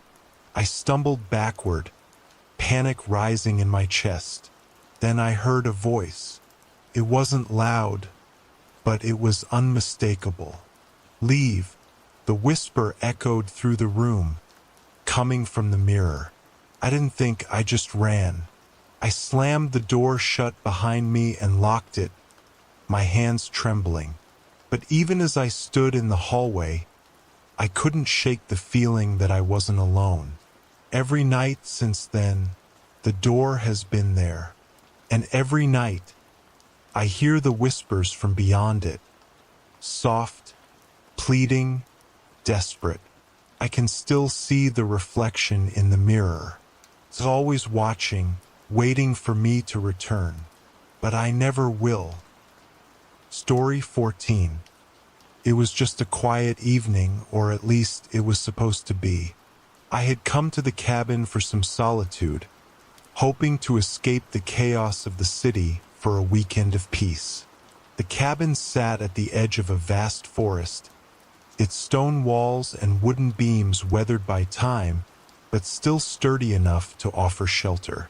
The air was crisp, the scent of pine trees filling my lungs every time I stepped outside. I'd arrived late in the afternoon, and as the sun dipped behind the trees, the golden light shifted to an eerie twilight. I spent the evening unpacking, getting comfortable, and preparing a simple dinner. Nothing unusual, just the sound of the wind outside and the crackle of the fire inside. It wasn't until later that night, when the wind had picked up, that I began to hear something strange. At first, it was subtle, a faint sound in the distance, like a whisper carried on the breeze. I thought it was just the wind, playing tricks on my ears. But the longer I sat by the fire, the more persistent it became. A soft, hollow echo. It sounded like a voice, faint but clear, calling out from deep within the woods. I stood up, walking to the window and peering out into the darkness. The trees were motionless, their branches swaying only slightly in the wind. Nothing seemed out of place, but the voice, it was still there. I couldn't make out the words, but there was something in it that felt wrong, something desperate, almost pleading. I felt a chill crawl up my spine, the hairs on my neck standing on end. I told myself it was nothing, a wild animal, maybe, or a trick of the wind. But when I returned to my chair, the voice came again, louder this time. It wasn't just one voice. There were others, whispers, murmurs, all blending together in a haunting symphony. I couldn't ignore it any longer. I grabbed a flashlight and stepped outside, my boots crunching on the gravel driveway as I made my way toward the forest. The trees loomed above me, casting long shadows across the ground. The echo grew louder with each step I took, the words almost within reach, but still unintelligible. The air felt colder here, as if the very earth beneath my feet was pulling the warmth away. I walked deeper into the woods, the flashlight flickering with every step. The echoes circled me, like a choir of voices rising and falling in the darkness. My breath quickened, and I felt a tightening in my chest, a sense that something was watching me. Then I stumbled upon it. In the middle of the woods, half hidden by the underbrush, was a small, dilapidated building. It looked like a cabin, though far smaller and more worn than the one I was staying in. The door was hanging off its hinges, and the windows were broken, covered in layers of grime. The roof had caved in some places, and the walls were scarred with time and neglect. But the sound, it was coming from inside. I stood frozen, unsure whether to approach. The voices were louder now, and it was impossible to ignore them. They were calling me. I stepped forward, my legs heavy, my breath shallow. The door creaked when I pushed it open, and a cold gust of air rushed out, as if the building itself exhaled after years of being locked away. Inside, the room was pitch black. The flashlight barely cut through the darkness, but I could see enough to know that the walls were covered in something. Scratches, claw marks, or maybe writing. The voices grew louder, more insistent. I took a step forward, my feet crunching on the debris scattered across the floor. And then I saw it. In the corner, there was something moving, a shadow, slinking along the floor. I turned my head quickly, trying to see it more clearly, but it was gone, vanishing into the dark. But the voices, they were all around me now, filling my mind, drowning out every other sound. Help! Help me! I couldn't tell where the words were coming from, but they felt so real. I wanted to run. I needed to leave, but something held me there, like invisible chains keeping me in place. And then, through the thick darkness, I saw a shape. It was a figure, a person standing in the middle of the room. The flashlight's beam caught it, revealing a face that was pale, almost translucent. The eyes were wide and empty, staring directly at me with an intensity that made my blood run cold. "Leave," it whispered, the words as hollow as the echo that had led me here. I didn't move, couldn't move, as the figure took a step toward me. It reached out, its fingers long and thin, and then it spoke again, its voice a breathy whisper. Too late. Before I could react, the world around me twisted, and the figure vanished, leaving me alone in the dark. The echoes died down, and I was left standing there in silence, the weight of what had just happened settling on me like a heavy shroud. I turned and ran, my heart racing in my chest, the forest closing in behind me. The cabin was a blur as I stumbled through the woods, not daring to look back. When I finally made it inside, I slammed the door shut and locked it, my hands shaking. The fire had long since burned out, and the cabin was freezing, the air thick with a suffocating quiet. But the echo of that voice, that hollow whisper, lingered, and it hasn't stopped. Story 15. I don't know why I agreed to stay in that old house. Maybe it was the price. It was ridiculously cheap for the size and location. Maybe it was the promise of solitude, the quiet isolation I craved after a year of constant noise. Or maybe it was because something in the back of my mind told me there was more to the house than I was willing to admit. The house was far from perfect. It was a rambling Victorian, the kind that had seen better days. The paint was peeling, and the windows were cracked, but it had a charm to it, a faded elegance that drew me in. I could already imagine how it would look after I cleaned it up, with the sun streaming through the tall windows and the wood floors polished to a shine. I moved in on a Saturday, unpacking my things in the late afternoon. The house was empty of furniture except for a few old pieces left behind by the previous owner. The air was thick with dust, and the silence was almost oppressive, as though the house itself were holding its breath. It wasn't until that night that I noticed something strange. I was sitting in the living room, flipping through an old book I'd found on one of the shelves, when I noticed it.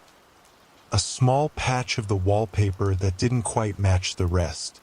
The wallpaper was a faded floral print, but this section, this part looked different, as though it had been patched over. I stood up, curiosity creeping in. I touched the patch, and to my surprise, it felt smooth and slick, unnaturally so, almost like plastic, not paper.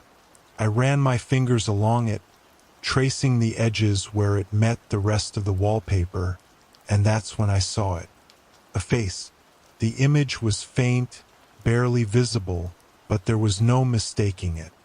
A face, etched into the wallpaper itself, its features twisted and grotesque, staring out from behind the floral pattern. The eyes were wide and hollow, The mouth stretched into a grotesque grin that sent a cold shiver down my spine. I pulled my hand back, heart racing. Couldn't be real. It had to be some kind of strange illusion, a pattern that had just been worn down in such a way that it looked like a face. But the more I stared at it, the more it seemed to change. The grin widened, the eyes darkened. I could feel them following me, as if the face was alive, aware of my presence. I couldn't stop looking at it. I moved closer, my breath shallow. The closer I got, the more it seemed to come to life. I reached out again, my fingers brushing against the slick surface, and that's when I felt it. A chill, a cold, icy sensation that crept up my hand and into my arm, spreading like frost. I pulled my hand away in shock, but the cold lingered, making my skin prickle. My mind raced. This wasn't normal. I tried to shake it off, but something in the pit of my stomach told me that there was something deeply wrong with that face, with the wallpaper itself. I left the room that night, not daring to look back at the wall. I locked the door behind me and tried to sleep, but the image of the face haunted my dreams. I could hear it calling to me, its hollow eyes staring into mine, its grin widening with every passing second.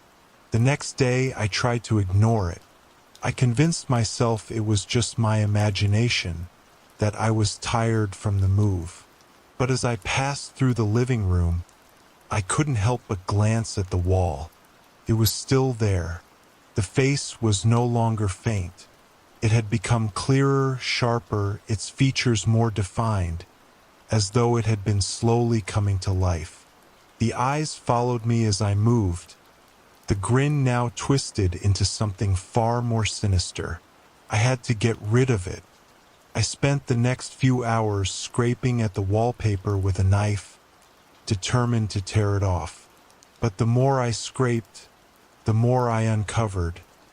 Not just more of the same wallpaper, but more faces.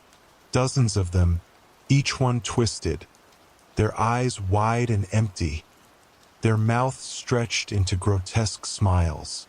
It was then that I realized the truth. The faces were not part of the wallpaper. They were in it. I could hear them now, faint whispers seeping through the walls, calling my name. They were trapped inside the paper, their voices soft and pleading. I could feel their presence pressing against me, as though they were desperate to escape. And then I saw him. In the center of the wall, at the very heart of the pattern, was a man. His face clear and vivid, his expression not grotesque like the others, but calm, almost serene. He stared directly at me, his eyes locking with mine. He wasn't smiling. His expression was sad, resigned. The man in the wallpaper. He raised his hand, his fingers curling in a slow, deliberate motion. I froze, my breath caught in my throat.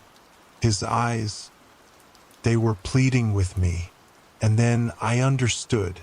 The faces weren't just trapped in the wallpaper. They were people, real people who had been trapped there. And the man, the one in the center, he was begging for release. I couldn't help myself. I reached out, my fingers trembling as I touched the wall. The moment I did, I felt it again, the cold. But this time it wasn't just in my hand. It spread through my body, freezing me in place. Couldn't move, couldn't speak. The man's eyes narrowed, and for a moment, I thought he was smiling. But it wasn't a smile. It was a warning. And then, everything went dark. Story 16. The fog rolled in thicker than I expected. One moment, I could see the winding path ahead of me, the ground firm beneath my feet. The next, the world was swallowed whole by an endless gray blanket, swallowing the road, the trees, and everything around me. I was on my way to visit an old friend, someone I hadn't seen in years. The invitation had come unexpectedly, a letter with strange, almost faded writing.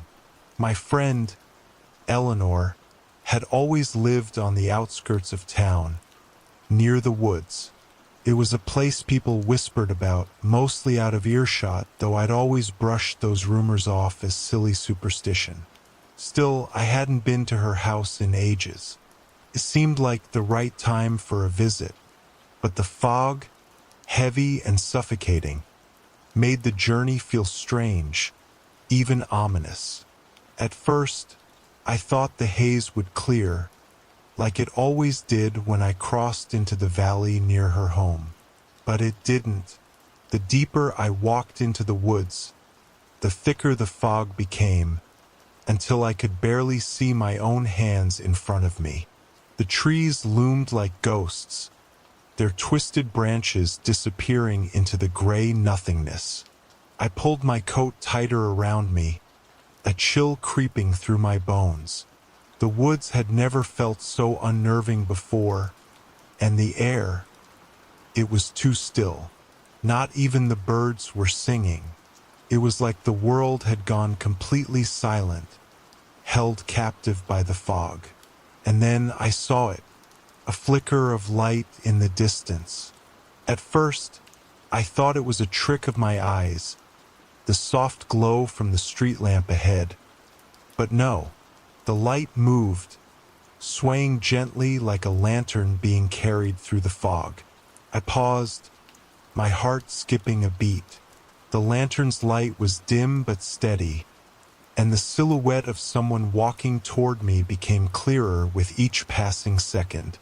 A man, dressed in old-fashioned clothing, his face hidden by the hood of his cloak. The lantern swayed with each step he took, casting long shadows on the ground. I wasn't sure why, but I felt an overwhelming sense of unease. It was as if I wasn't supposed to be there, that something in the air had changed, and I had crossed into some place I wasn't meant to go. The man was closer now. I could see his face, pale and ghostly, his eyes vacant, staring ahead but not at me. His skin was like porcelain, smooth and flawless, and his lips were thin, as though he hadn't spoken in years. I wanted to speak, to ask him if he knew the way out of the fog, but my throat tightened. Something told me that I shouldn't speak to him. Something told me that the fog wasn't just a weather pattern, it was a warning, a barrier. The man continued to walk, the light of his lantern casting a strange, otherworldly glow in the mist. I took a step back, my mind racing. What was he doing out here, all alone in the middle of the fog? And why hadn't he said a word? I turned to walk away, hoping to find another way out of the woods. But as I did, something shifted. The fog, which had been thick but manageable, now felt suffocating. It closed in on me, the air heavier, the ground beneath my feet uncertain. I couldn't see where I was going, couldn't see anything at all but the faint glow of the lantern. And then the man's voice, low, barely above a whisper, cut through the stillness. "Lost?" he asked. I froze. His voice, though barely audible, felt like it was inside my head, crawling through my mind. It wasn't a question. It was a knowing statement. I couldn't reply, couldn't even form a coherent thought. My pulse quickened. I turned slowly, searching for him, but he was gone. The lantern's light, still flickering, now seemed distant, far off, like it was calling me. I walked forward, my steps slow and cautious. The fog pressed in tighter, and every direction felt the same, gray, empty, and endless. Then the lantern light appeared again, this time much closer. The man was standing directly in front of me now. His eyes locked onto mine with an intensity that sent a cold shiver crawling up my spine. "You shouldn't be here," he whispered, his breath cold against the still air. "It's not your time." My heart hammered in my chest. I wanted to turn and run, to break free of the fog that seemed to be closing in on me, but my body refused to move. I was rooted to the spot, paralyzed by fear and the strange compulsion to listen to the man. The fog shifted again, and I felt something else. A presence, not just the man, but something much older. It was a feeling that surged through me, something ancient, watching from the shadows, waiting. "Turn back," the man whispered again, his voice growing fainter, like he was drifting further away.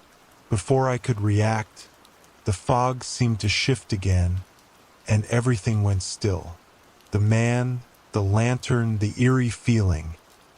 It all disappeared in the blink of an eye. The fog lifted, like a curtain drawn back, revealing a path I had not seen before, one I hadn't noticed until now. It was clearer, and the air felt lighter. I stood there for a moment, trembling, unsure of what had just happened. I took a step forward, then another. The trees were no longer looming. The fog had parted, and the path before me was now unmistakable, straight ahead to Eleanor's house. But as I walked, I couldn't shake the feeling that something still lingered behind me, something that watched, waiting for me to look back. The lantern's light, though distant, flickered in my mind, and I couldn't help but wonder, was the man just a part of the fog, a lost soul doomed to wander forever? Or was he a warning, a guardian of some place I wasn't meant to understand? I didn't look back, couldn't. Story 17. I had always been drawn to old houses, the kind that seemed to hold their secrets in the cracks of the walls and the dust on the floor. When I first saw the house on Hemlock Street, I felt an odd sense of nostalgia, like I had been here before, though I knew I hadn't. It was a large, imposing structure, with ivy crawling up the sides and windows that seemed to watch you, no matter where you stood. The house had been abandoned for years, and everyone in town knew it was haunted. Of course, I didn't believe in ghosts, not really, but the price was too good to pass up. And after moving into the house, I was determined to ignore the rumors and make it my own. The first few days were uneventful. The house creaked and groaned like any old place would. At night, the wind would howl through the trees outside, sending strange, eerie sounds through the walls, but nothing that truly unsettled me. That changed one evening when I was cleaning the basement. The house had been empty for so long that there was a thick layer of dust everywhere, especially in the old basement.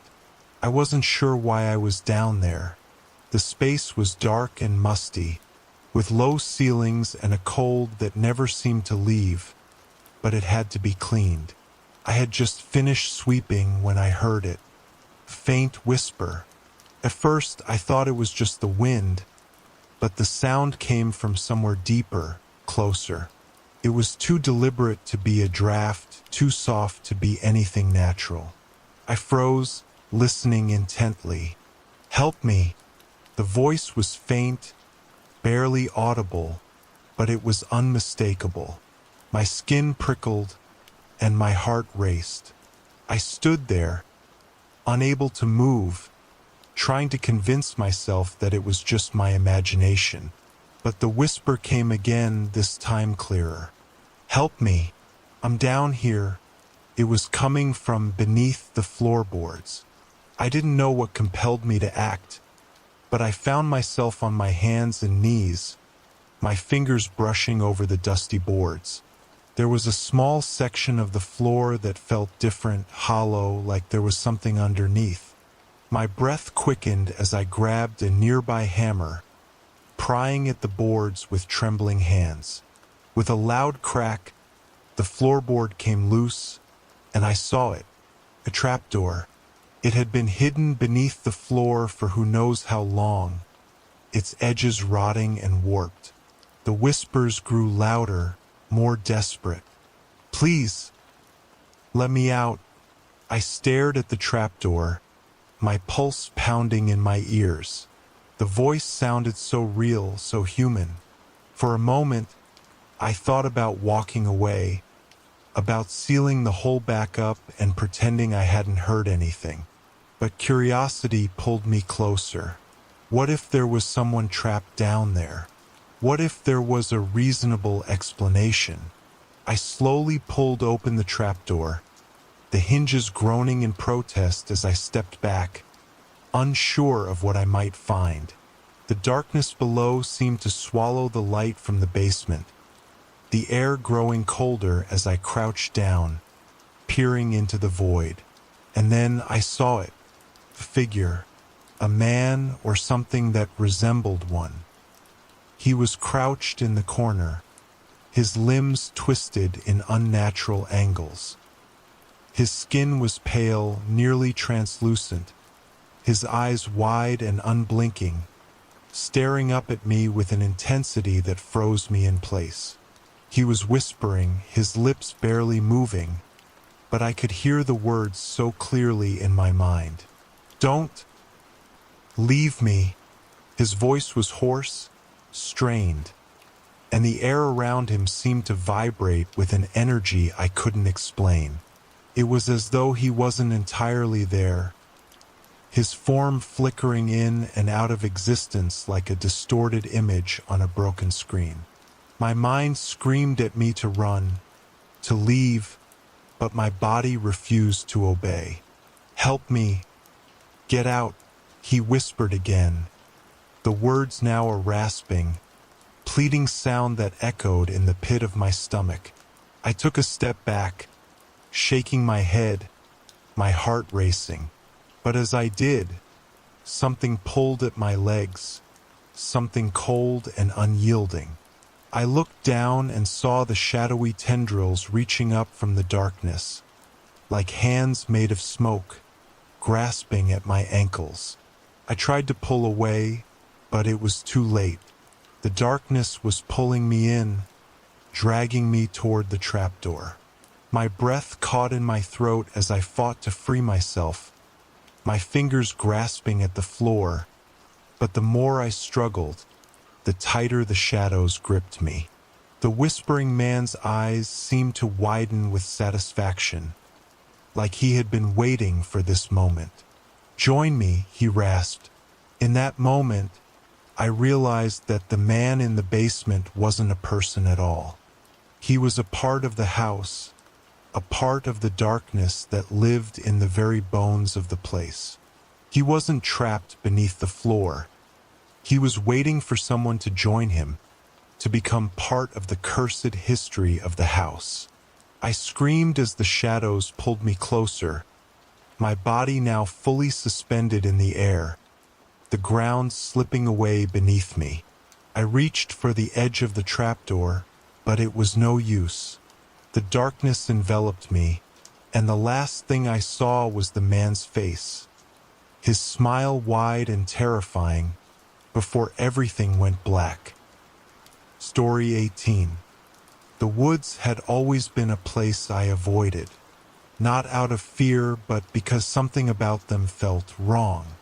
The trees grew too tall, their branches weaving together so tightly that even on the sunniest days, the forest floor remained in shadows. I had heard the stories, of course, the whispers from old-timers in town about the strange happenings in those woods, but I never gave them much thought. Who would? It was just a place, a stretch of trees. That was until the day I found the hollow. It was a crisp autumn afternoon when I decided to take a walk through the woods. The air was cool, the scent of damp earth heavy in the breeze, and I thought I could do with a little fresh air, away from the humdrum of my daily life. The path I followed was familiar, though the woods had never looked as imposing as they did today. The trees felt closer, their branches seemingly reaching down to touch me as I walked beneath them. I shrugged it off.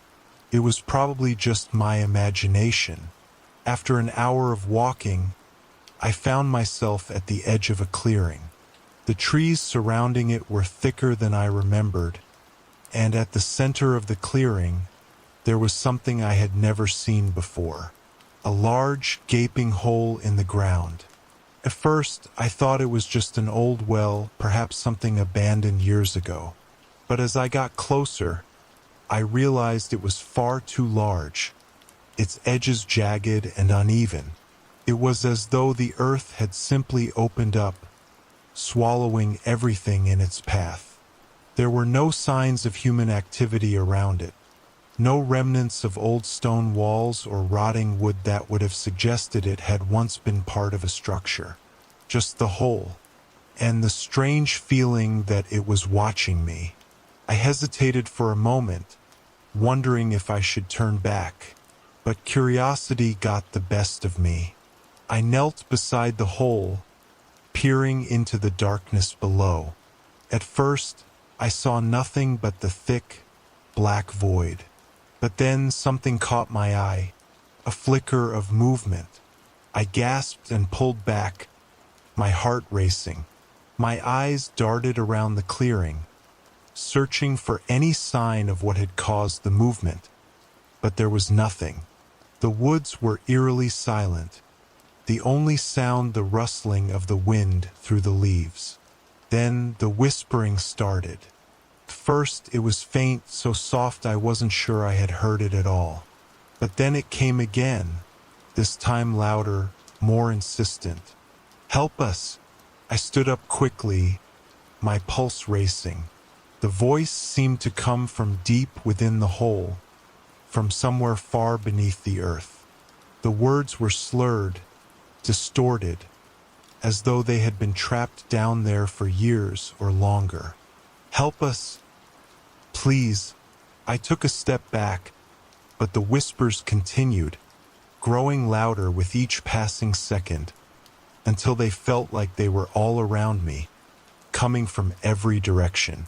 They spoke in unison, a chorus of voices, all pleading for help.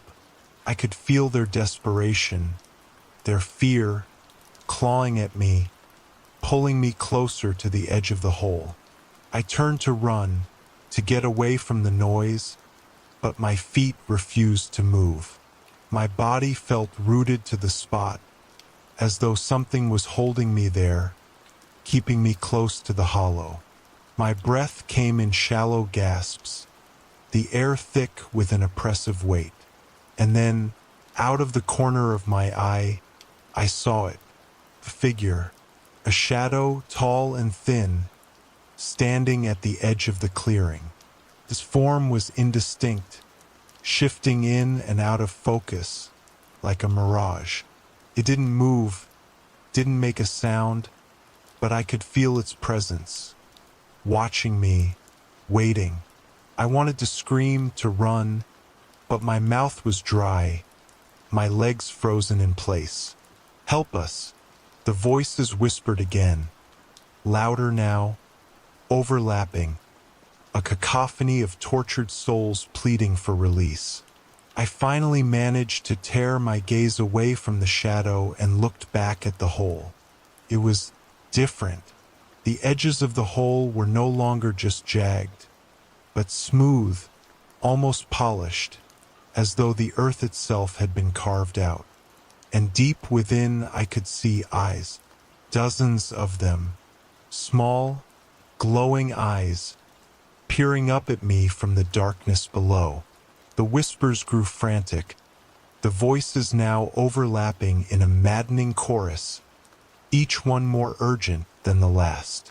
Don't leave us. Without thinking, I stepped backward, my heart racing in my chest. I couldn't take it any longer.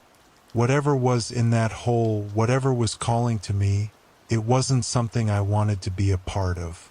The forest had never felt more alive, more aware of my presence. I turned and ran. I didn't look back. Couldn't. The whispers followed me, growing louder with every step, until it felt like they were right behind me, their cold breath on my neck. The air felt thicker, the trees closing in around me as if the woods themselves were trying to trap me. I ran until my legs burned, until the sun began to dip below the horizon, casting long shadows across the forest floor. Only then did the whispers stop, fading into the wind. But the feeling didn't leave me. It lingered, like something was still following me, watching me from just beyond the trees. I didn't stop running until I reached the edge of the woods, and even then, I could feel the weight of the forest behind me. I glanced back, half expecting to see something. Someone, standing in the trees, watching me. But there was nothing.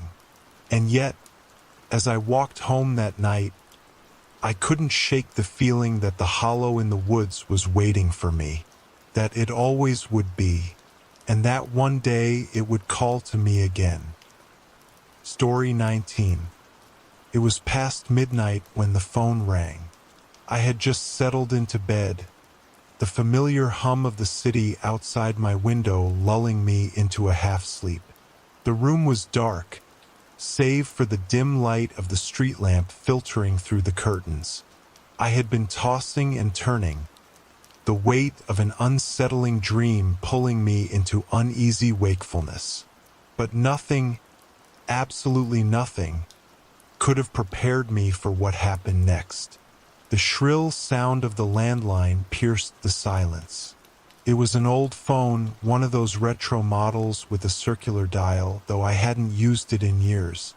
I had a cell phone, of course, but the landline remained plugged in for some strange, old-fashioned reason.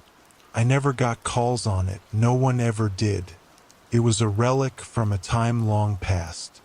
But now, at this late hour, it rang, and rang, and rang. I hesitated, heart pounding in my chest. Who could be calling at this hour? My mind raced through the possibilities, but nothing made sense. No one I knew would call at this time, and yet couldn't ignore it. With trembling hands, I picked up the receiver, pressing it to my ear. "Hello!" My voice came out hoarse, like I had been holding my breath. There was a long pause on the other end, a silence that stretched far too long, like the person on the other side was waiting for something. I could hear faint breathing, shallow, almost as if someone was holding their breath, just waiting. And then the voice came. "Are you alone?" The voice asked, its tone so soft, so calm, that it sent a chill down my spine. I froze. It wasn't a voice I recognized. It was smooth and velvety, almost familiar in a way I couldn't explain. But the words, they were unsettling, too direct, too knowing. "Yes," I replied, my voice shaking. "Who is this?" Another pause, longer this time, and then the voice spoke again, but this time it was different. It was quieter, almost a whisper. "Are you sure?" The hairs on the back of my neck stood up. I glanced around the room, though I knew no one could be there. The darkness outside the window seemed to press in closer, the shadows stretching unnaturally across the walls. The air in the room had changed, suddenly thick, almost suffocating. "Yes, I'm sure," I said, my voice steadying, though my heart was pounding. "Who are you?" The voice didn't answer immediately. Instead, there was a strange, drawn-out sound, like the receiver being slowly pulled away from the mouth. And then, in the distance, I heard something. It was faint at first, barely a sound, but as it grew louder, I could tell what it was. It was my own voice. The voice on the other end of the line had begun to mimic me. My breathing, my sighs, the way I shifted in my seat. All of it was being repeated on the other side of the phone. It was as though the person, or whatever it was mirroring my every move, my every sound. "Stop it," I whispered, my pulse racing. "Stop copying me." But the voice only laughed. It was a low, eerie laugh, hollow and devoid of warmth. The kind of laugh that made your stomach turn. "You're not alone," it said, its words sending a shiver up my spine. "I'm right here with you."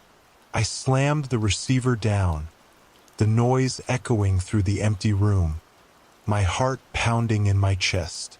But even after I disconnected the call, the feeling didn't go away. I sat there, frozen, my breath coming in shallow gasps, waiting for the silence to return. But it didn't. The air was thick with an unsettling presence, as though something was lingering in the room, just out of sight. I stood up, my legs unsteady, and made my way to the window, pulling back the curtain just enough to glance outside. The street below was empty, silent. No one in sight, no sign of movement, but the tension in the air didn't dissipate. It only grew stronger. I turned away from the window, my hands shaking, and moved toward the hallway. But as I did, I heard something, a faint tapping, like fingers drumming on the walls.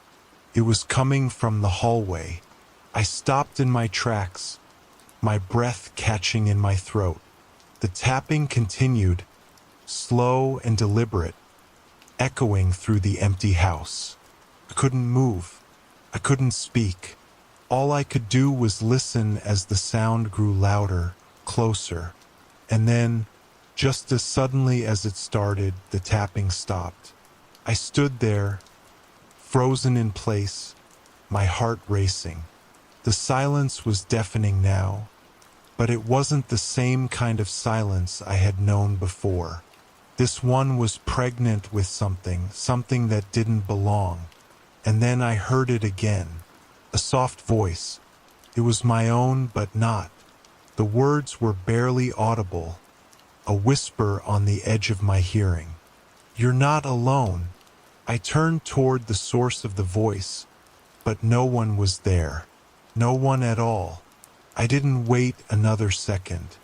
I grabbed my phone, my hands slick with sweat, and I called the police.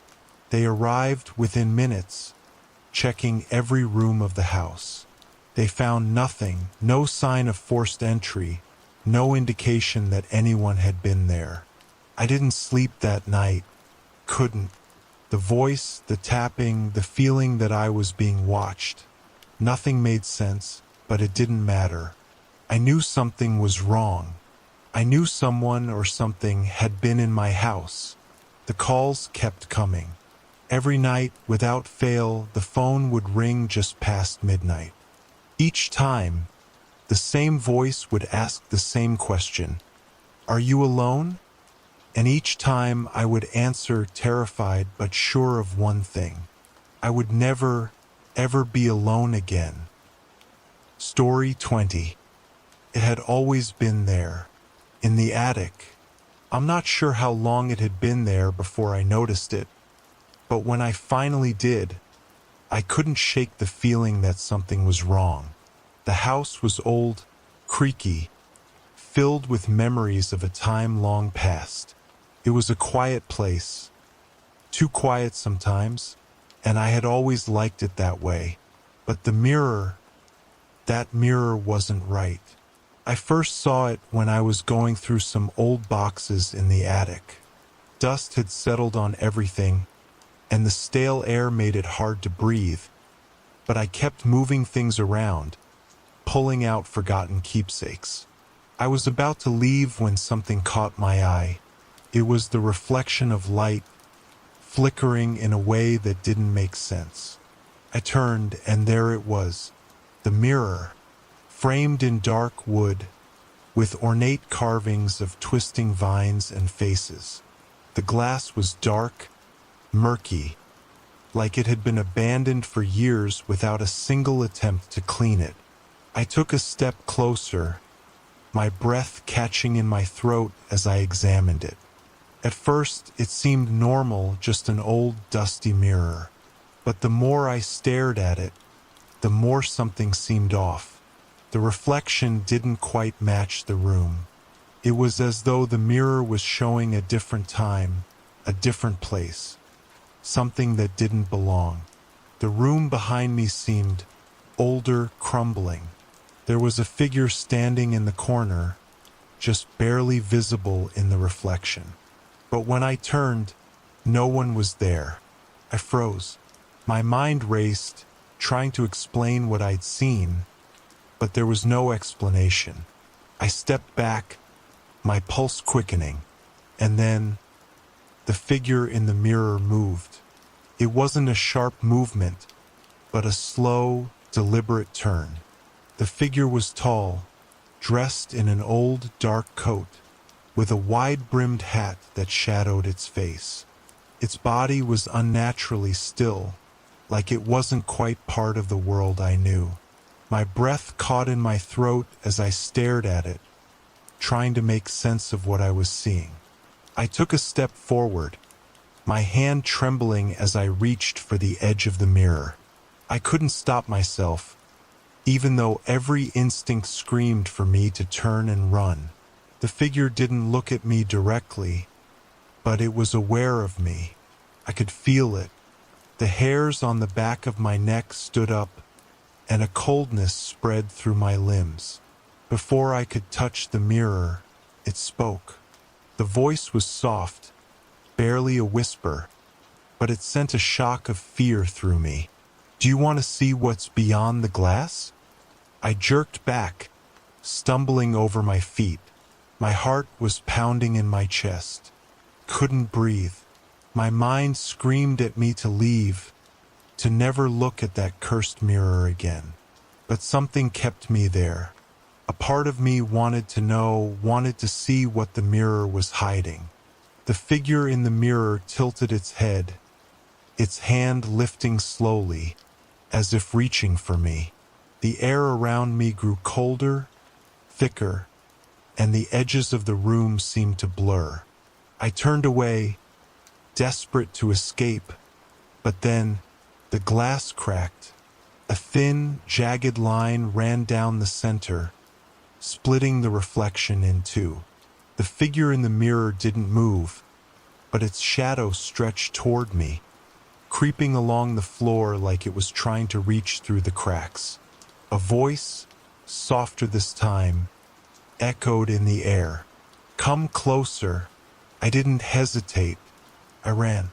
Down the stairs, through the hall, out of the house. I didn't stop until I reached the street, gasping for air. The cool night air bit at my skin, but it was a welcome relief compared to the suffocating dread that had clung to me inside that house. My mind raced. What had I seen? What was that thing in the mirror? I didn't go back to the house that night. Couldn't. But as I lay in bed, the terror didn't subside. It followed me, lingering like a shadow. I tried to convince myself that it was just my imagination, that I had been tired, overwhelmed by the memories of the house. But deep down, I knew it wasn't. The next morning, I returned to the house, my legs shaking as I approached the front door. I didn't know why I came back. Maybe I thought I could fix it. Maybe I just needed answers. The mirror was still there, in the attic, waiting for me. The crack in the glass was gone, as if it had never existed. But the room inside the mirror was different. The figure was still there, standing in the same corner, but it was closer now. Its head tilted at an unnatural angle, staring directly at me. And the voice whispered again, soft but clear, "It's too late." The moment I turned to leave, I heard it, the tapping, the sound of nails on wood, distant but growing closer. I didn't wait to find out what it was. I ran again, out of the attic, down the stairs, through the door. But I could still hear it, that tapping. Followed me. Even now, as I sit here, I hear it, that tapping. And I know the mirror is still waiting for me. Story 21. It had been years since I had last seen the old church. The memories of it were fuzzy, clouded by time and the strange feeling it had always left me with. I wasn't even sure why I had gone back that day. It wasn't a place I'd ever wanted to revisit. Yet there I was, standing before its crumbling stone walls. The church had been abandoned for as long as I could remember. Its stained glass windows were shattered, the door creaking on its hinges, barely hanging on. The graveyard behind it was overgrown, the gravestones tilted and worn, their inscriptions fading with age. There was an aura of neglect around the place, but also something more, something darker. It was the whispers that had always gotten to me, the whispers that seemed to come from the church itself, echoing on the wind whenever I was nearby. I'd heard them when I was a child, too, but I had convinced myself it was just my imagination, the wind playing tricks on me. But as I stood there now, staring up at the decaying building, I couldn't shake the feeling that the whispers were still there. I pushed the door open, its groan of protest echoing in the silence. Inside, the air was thick with dust, the scent of mildew clinging to everything. The pews were broken, scattered across the floor, and the altar at the front was covered in layers of grime and cobwebs. But it wasn't the state of the church that bothered me. It was the presence that lingered inside. I stepped further into the church, the floor creaking under my weight. The whispers were faint, but they were there, seeping from the walls, the floor, the very air itself. They seemed to call to me, beckoning me deeper into the darkness. My heart began to race, but I couldn't turn back now. I had to know what was inside. I walked toward the altar, my footsteps muffled by the thick layer of dust. The whispers grew louder as I approached, but I couldn't make out the words. They sounded like names, or perhaps they were prayers. I wasn't sure, but something about them was familiar, something that made the hairs on the back of my neck stand up. As I reached the altar, I noticed something strange. There was an inscription carved into the stone, one that hadn't been there the last time I had visited. It was faint, as if it had been added recently, though the church had been abandoned for decades. I leaned in, squinting to make out the words. "The forgotten shall return." A chill ran down my spine. The phrase felt like a warning, like it was meant for me. But who were the forgotten? And why had they returned? Suddenly, the whispers became louder, almost frantic, swirling around me like a storm. I turned, searching for the source, but there was no one there. Only the darkness of the empty church and the sound of my own breath. Then I heard it, a soft scraping sound, like nails dragging across stone. It was coming from behind the altar. I hesitated, my body frozen in place. Should I look? Should I go? But the scraping continued, relentless, insistent. It was calling me. I approached cautiously, my heart pounding. As I reached the back of the altar, I saw something that made my blood run cold. There, hidden in the shadows, was a door. It was small, almost invisible, and covered in layers of grime and dust. The door seemed out of place, like it didn't belong in this church. And yet, something about it pulled me in, as though it had been waiting for me all along. The whispers grew louder, more desperate, urging me to open the door. I reached for the handle, my hand shaking. When I turned it, the door creaked open with a sound that echoed through the empty church, sending a wave of unease through me. Beyond the door was a narrow staircase, winding down into the darkness. The air that rushed up from the depths was cold, thick with an unnatural heaviness. The whispers were almost deafening now, the voices blending into a cacophony of sound. It was as though something was waiting for me below. Without thinking, I stepped forward. The stairs were old and rotting, each one creaking under my weight as I descended. The air grew colder with every step, and the further down I went, the more oppressive the darkness became. I couldn't see anything beyond the faint outline of the stairs, but I could feel something watching me from below. The whispers were almost unbearable now. They seemed to come from everywhere and nowhere at once. I covered my ears, trying to block them out, but it was no use. They were inside my head, in my thoughts. When I finally reached the bottom, I found myself in a small room.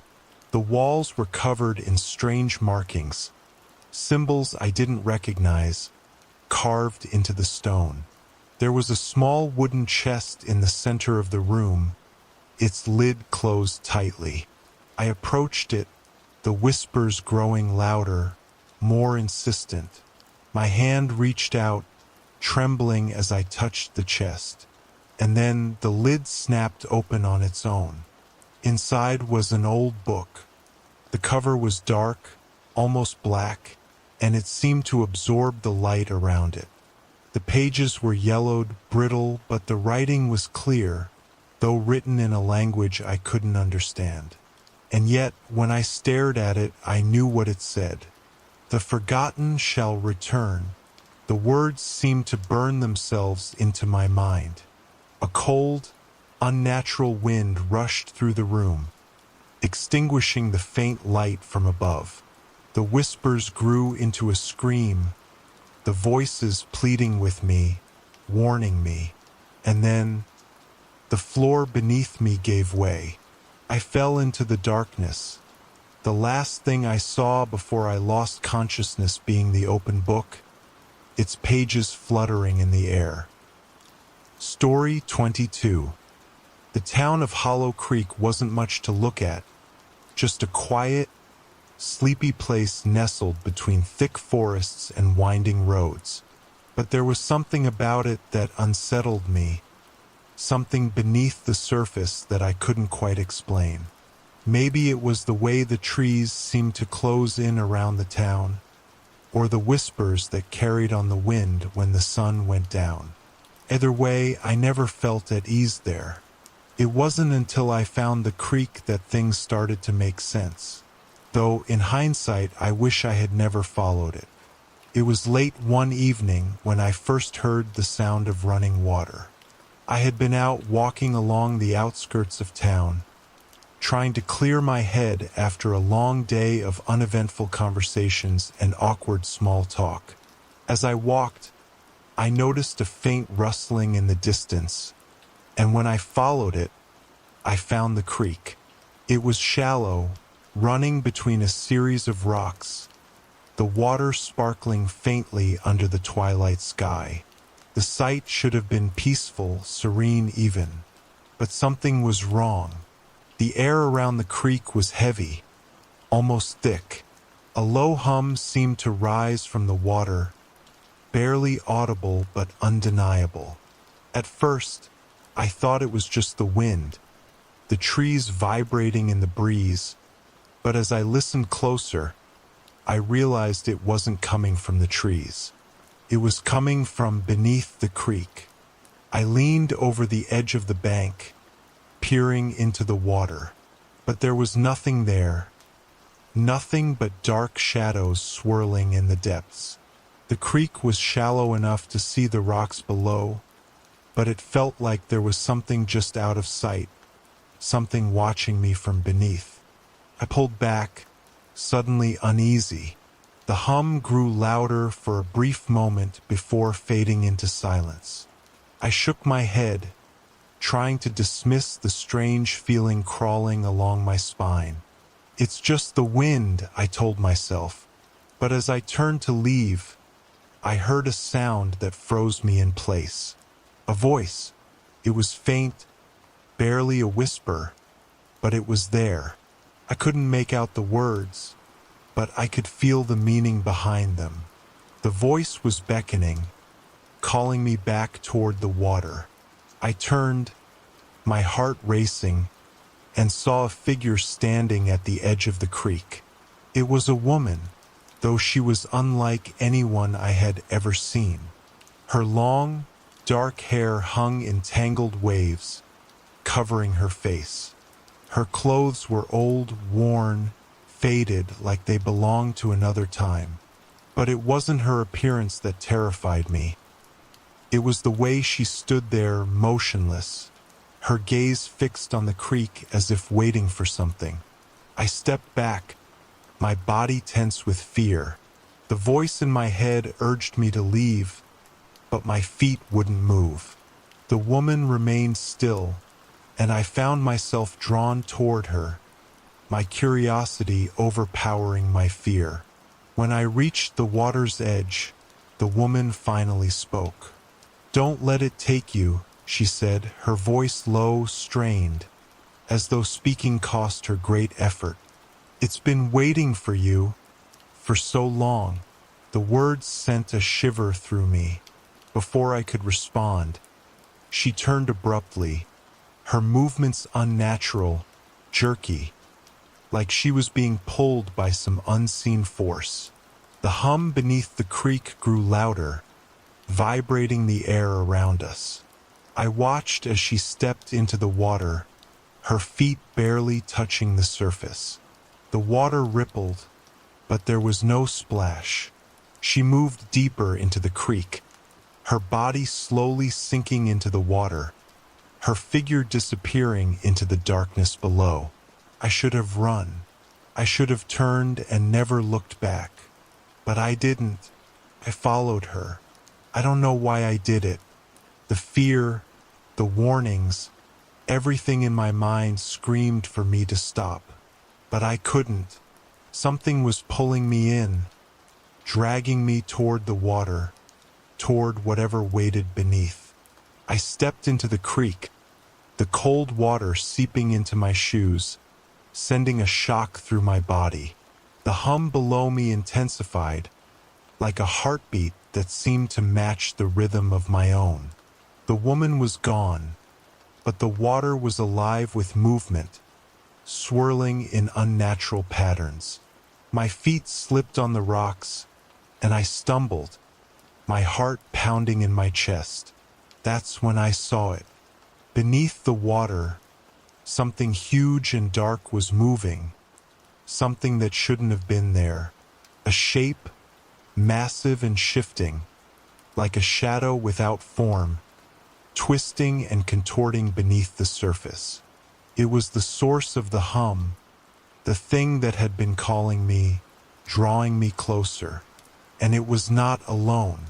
Other shapes moved around it, small and twisted, like the remnants of long-forgotten things.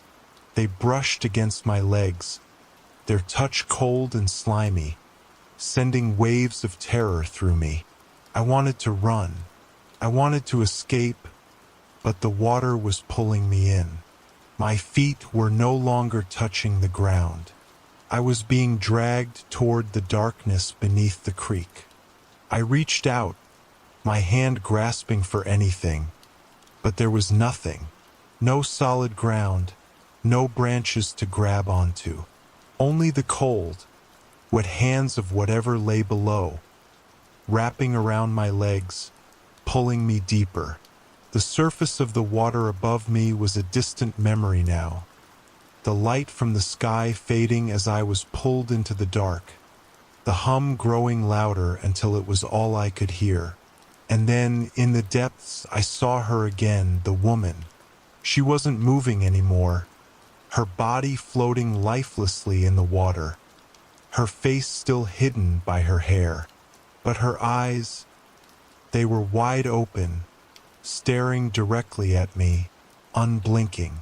"Don't let it take you," she whispered again, though her lips never moved. And then, the darkness swallowed me whole. Story 23. I don't know why I ended up in that old town. Maybe it was curiosity or the need for a change, a break from the chaos of the city. Whatever the reason, I arrived late in the evening, the sun dipping low behind the thick clouds, casting an eerie shadow over the narrow streets. I hadn't planned to stay long, just a stopover on my way to somewhere else. But something about the place kept me there longer than I should have. The town was called Ashford Hollow, a small, forgotten place that didn't even show up on most maps. There were only a handful of houses, a few scattered buildings, and a single road that wound its way through the empty streets. It felt as if time had forgotten Ashford Hollow, and with it, the people who lived there. I found a bed and breakfast near the town square, a creaky old building that looked like it had been standing for centuries. The doorbell rang as I entered, and an elderly woman appeared at the counter, her eyes sharp despite her frail frame. "You're new here, aren't you?" she asked, her voice soft but knowing. I nodded, and she smiled, though it didn't quite reach her eyes. "The place may seem quiet, but it's got a way of pulling people in," she said cryptically. "People come, but they don't always leave the way they came." I gave her a nervous smile and handed her the cash for a room.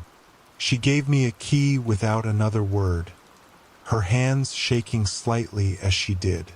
I didn't know if it was from age or something else, but I didn't press her. I took the key and went up to my room. The moment I stepped inside, I felt it, a coldness in the air, something that made the hairs on the back of my neck stand up. The room was small and simple, but it had an odd, oppressive feel to it. The furniture was old, the curtains drawn tight, but there was something more than just the atmosphere that made me uneasy. I decided to go for a walk, hoping to clear my head before I turned in for the night.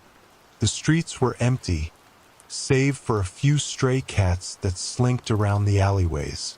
The town felt like a place caught in time, as if it had been abandoned by everyone but the memories of the people who had lived there. As I walked down the main road, I passed a small chapel at the edge of town. It was dark, the windows blackened and grimy, but the door was slightly ajar. I hesitated. Something about it drew me in, despite the foreboding presence that seemed to cling to the building. Curiosity got the better of me, and I pushed the door open. The air inside was thick, heavy with dust, and the scent of something old and musty filled my lungs.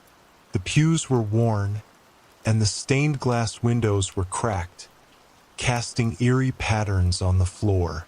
But what caught my attention was the altar at the front, where an old, weathered painting hung above it, a portrait of a man with hollow eyes. The figure in the painting stared down at me, and as I looked closer, I realized his eyes weren't painted. They were holes, deep and black, like empty voids. I couldn't pull my gaze away, as if something in the depths of those eyes was pulling me in. Suddenly, I heard a soft sound behind me, like a whisper. I spun around, but there was no one there, just the emptiness of the chapel, stretching out into the shadows. I shook my head, trying to shake the feeling of being watched. It was just my imagination running wild, I told myself.